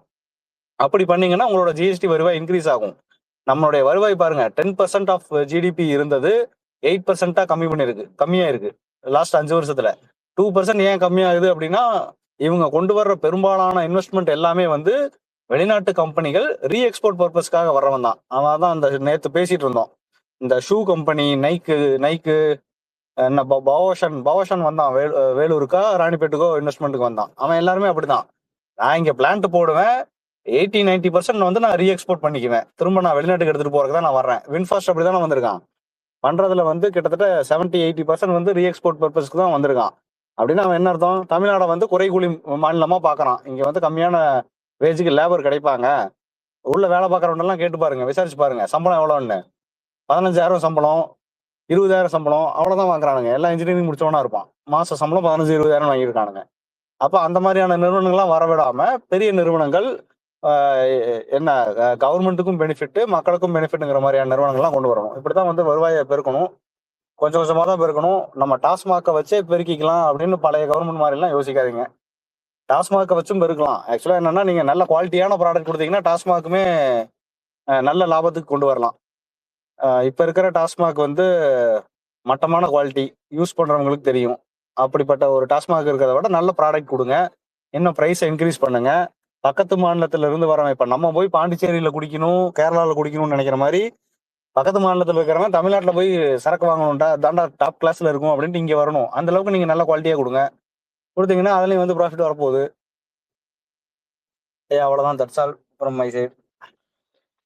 ஐயா சம்சித் ப்ரோ, ஓகே எனக்கு ஓகே வந்து ஸ்ரீகன் பேசுங்க. சம்சித் ப்ரோ, எனக்கு வந்து 2 3 டவுட் தான். அதை நீங்க கிளாரிஃபை பண்ணுங்க. இல்லை என்னோட புரிதல் தப்பா இருந்தாலும் நீங்க சொல்லுங்க, பிரச்சனை இல்லை. எனக்கு என்னன்னா, இப்போ வந்து சாம்சர் டீ குடிக்க போயிருக்காரு. யார் பேசுறது? சீகன் கேக்குதுங்களா? சாம்சர் டீ குடிக்க போயிருக்காரு. ஓகே, இங்க வேற யாராச்சும் சொல்லுவாங்க, நீங்க யார் சொல்லுங்க. வேணா பதில் சொல்லலாம் நீங்க. எனக்கு என்னன்னா, இப்போ வந்து சைனா வந்து ஒரு கம்யூனிஸ்ட் கண்ட்ரி. அவங்களும் சரி, இல்லை இப்போ நான் யூஎஸ் எடுத்துட்டேன்னா அவங்க வந்து முதலாளித்துவத்தை நோக்கி போயிட்டு இருக்காங்க. ஸோ இவங்க 2 பேரும், இது எனக்கு புரிதல் தப்பா இருந்தாலும் நீங்க சொல்லுங்க.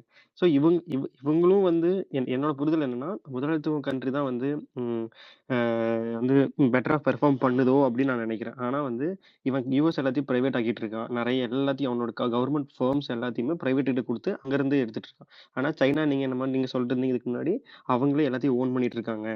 ஸோ வந்து சைனாவே ஓன் பண்ணுது. ஸோ அதுல இருந்து இவங்களை பார்க்கும்போது இப்போ ஏன் அப்போ சைனாவும் பெட்டரா தானே பெர்ஃபார்ம் பண்ணுது. அப்போனா அப்போ 2 பெட்டரா பெர்ஃபார்ம் பண்ணுது. இது ஒண்ணு.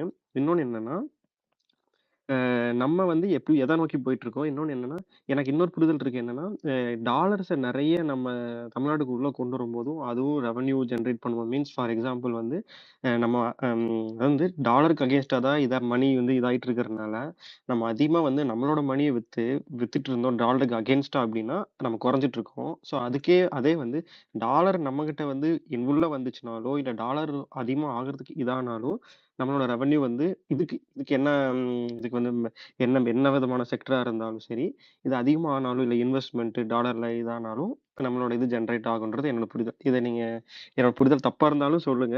இல்லை வந்து இதை நீங்க இந்த கம்யூனிஸ்ட் கண்ட்ரி சைனாவும் பெட்டரா பெர்ஃபார்ம் பண்ணது இல்லை, ஏன் நம்ம அதை பண்ணல, அதுக்கு வந்து சொல்லுங்க.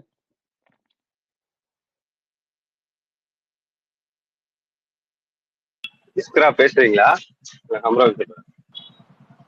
ஐயா ஒரே ஒரு நிமிஷம். அவர் கடைசியா சொன்ன ஒரு சைனா என்னன்னு எனக்கு கேட்கல. பட் ஆனா வந்து அபுதாபி சொல்றது one form of health tax. இது அதாவது பிரைவேட் யூஸ், பர்சனல் யூஸ், அப்புறம் பிரைவேட் ப்ராப்பர்ட்டி, அது one form of health tax. அது வந்து போட்டா அது கொண்டு வந்தா எஸ் நல்லது. ஏன்னா வந்து அதுல மட்டும் நீங்க நிறுத்தக்கூடாது. நீங்க வந்துட்டு இப்ப பென்ஷனர்ஸ் இவங்களுக்கெல்லாம் வந்து வட்டி வரும். அந்த வட்டியில அவங்க இது பண்ணுவாங்க.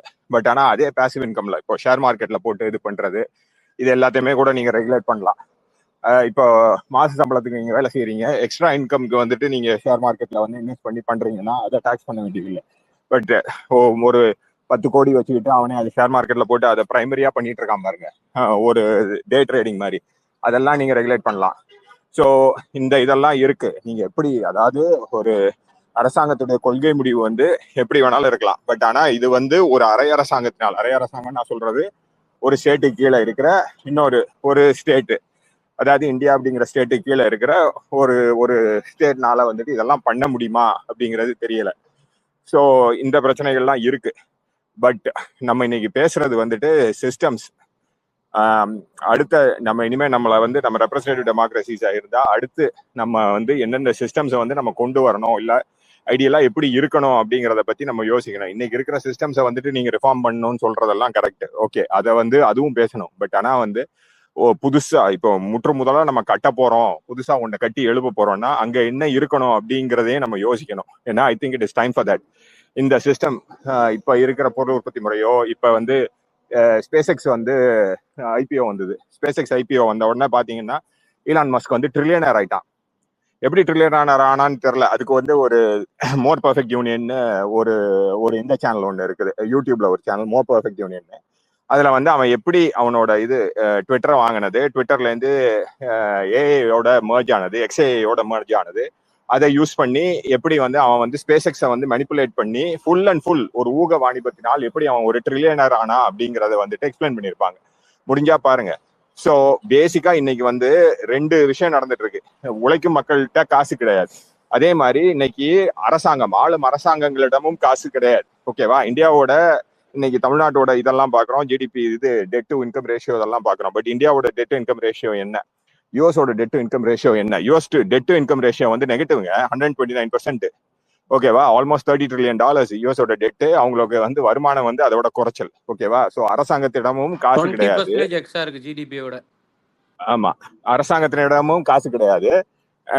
சம்சீர் கரெக்ட் பண்ணுங்க நீங்க கொஞ்சம். எனக்கு வந்து சரியா சில இதுல சரியா கேட்கல. பட் அரசாங்கத்திடமும் காசு கிடையாது, மக்களிடமும் காசு கிடையாது, அதை உழைக்கும் மக்களிடம் காசு கிடையாது. அப்போ யாருகிட்ட இருக்கு காசுன்னு சொல்றது வந்து நான் பிசிக்கல் மணி சொல்லல.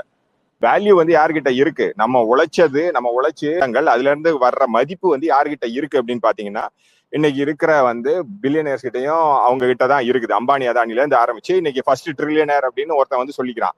இது இல்ல, இதுக்காக நம்ம வந்து டெமோக்ரஸி கொண்டு வரப்படல. டெமோக்ரஸி என்பது அனைவருக்கும் அனைத்தும் கிடைக்கணும் அப்படிங்கறது ஒரு ஐடியலிஸ்டிக்கா அட்லீஸ்ட் வந்து கிடைக்கணும், சில விஷயங்களாவது கிடைக்கணும் அப்படின்னு இப்ப பேசும்போது இப்ப அமுராபி பேசிட்டு இருந்தாரு எவ்வளவு எக்ஸ்பிளாய்டேஷன் நடக்குது அப்படின்ட்டு. இதையெல்லாம் எதிர்த்து பேசணும். இதுக்கெல்லாம் அகெயின்ஸ்டா வந்து அடுத்த சிஸ்டம்ஸை கொண்டு வரதுக்கு உண்டான விவாதங்கள்ல வந்து இன்னைக்கு இருக்க இளைஞர்கள் வந்து பேசணும். இதெல்லாம் தான் நம்ம பண்ணணும்னு நான் சொல்றேன் தோழர். அவ்வளவுதான்.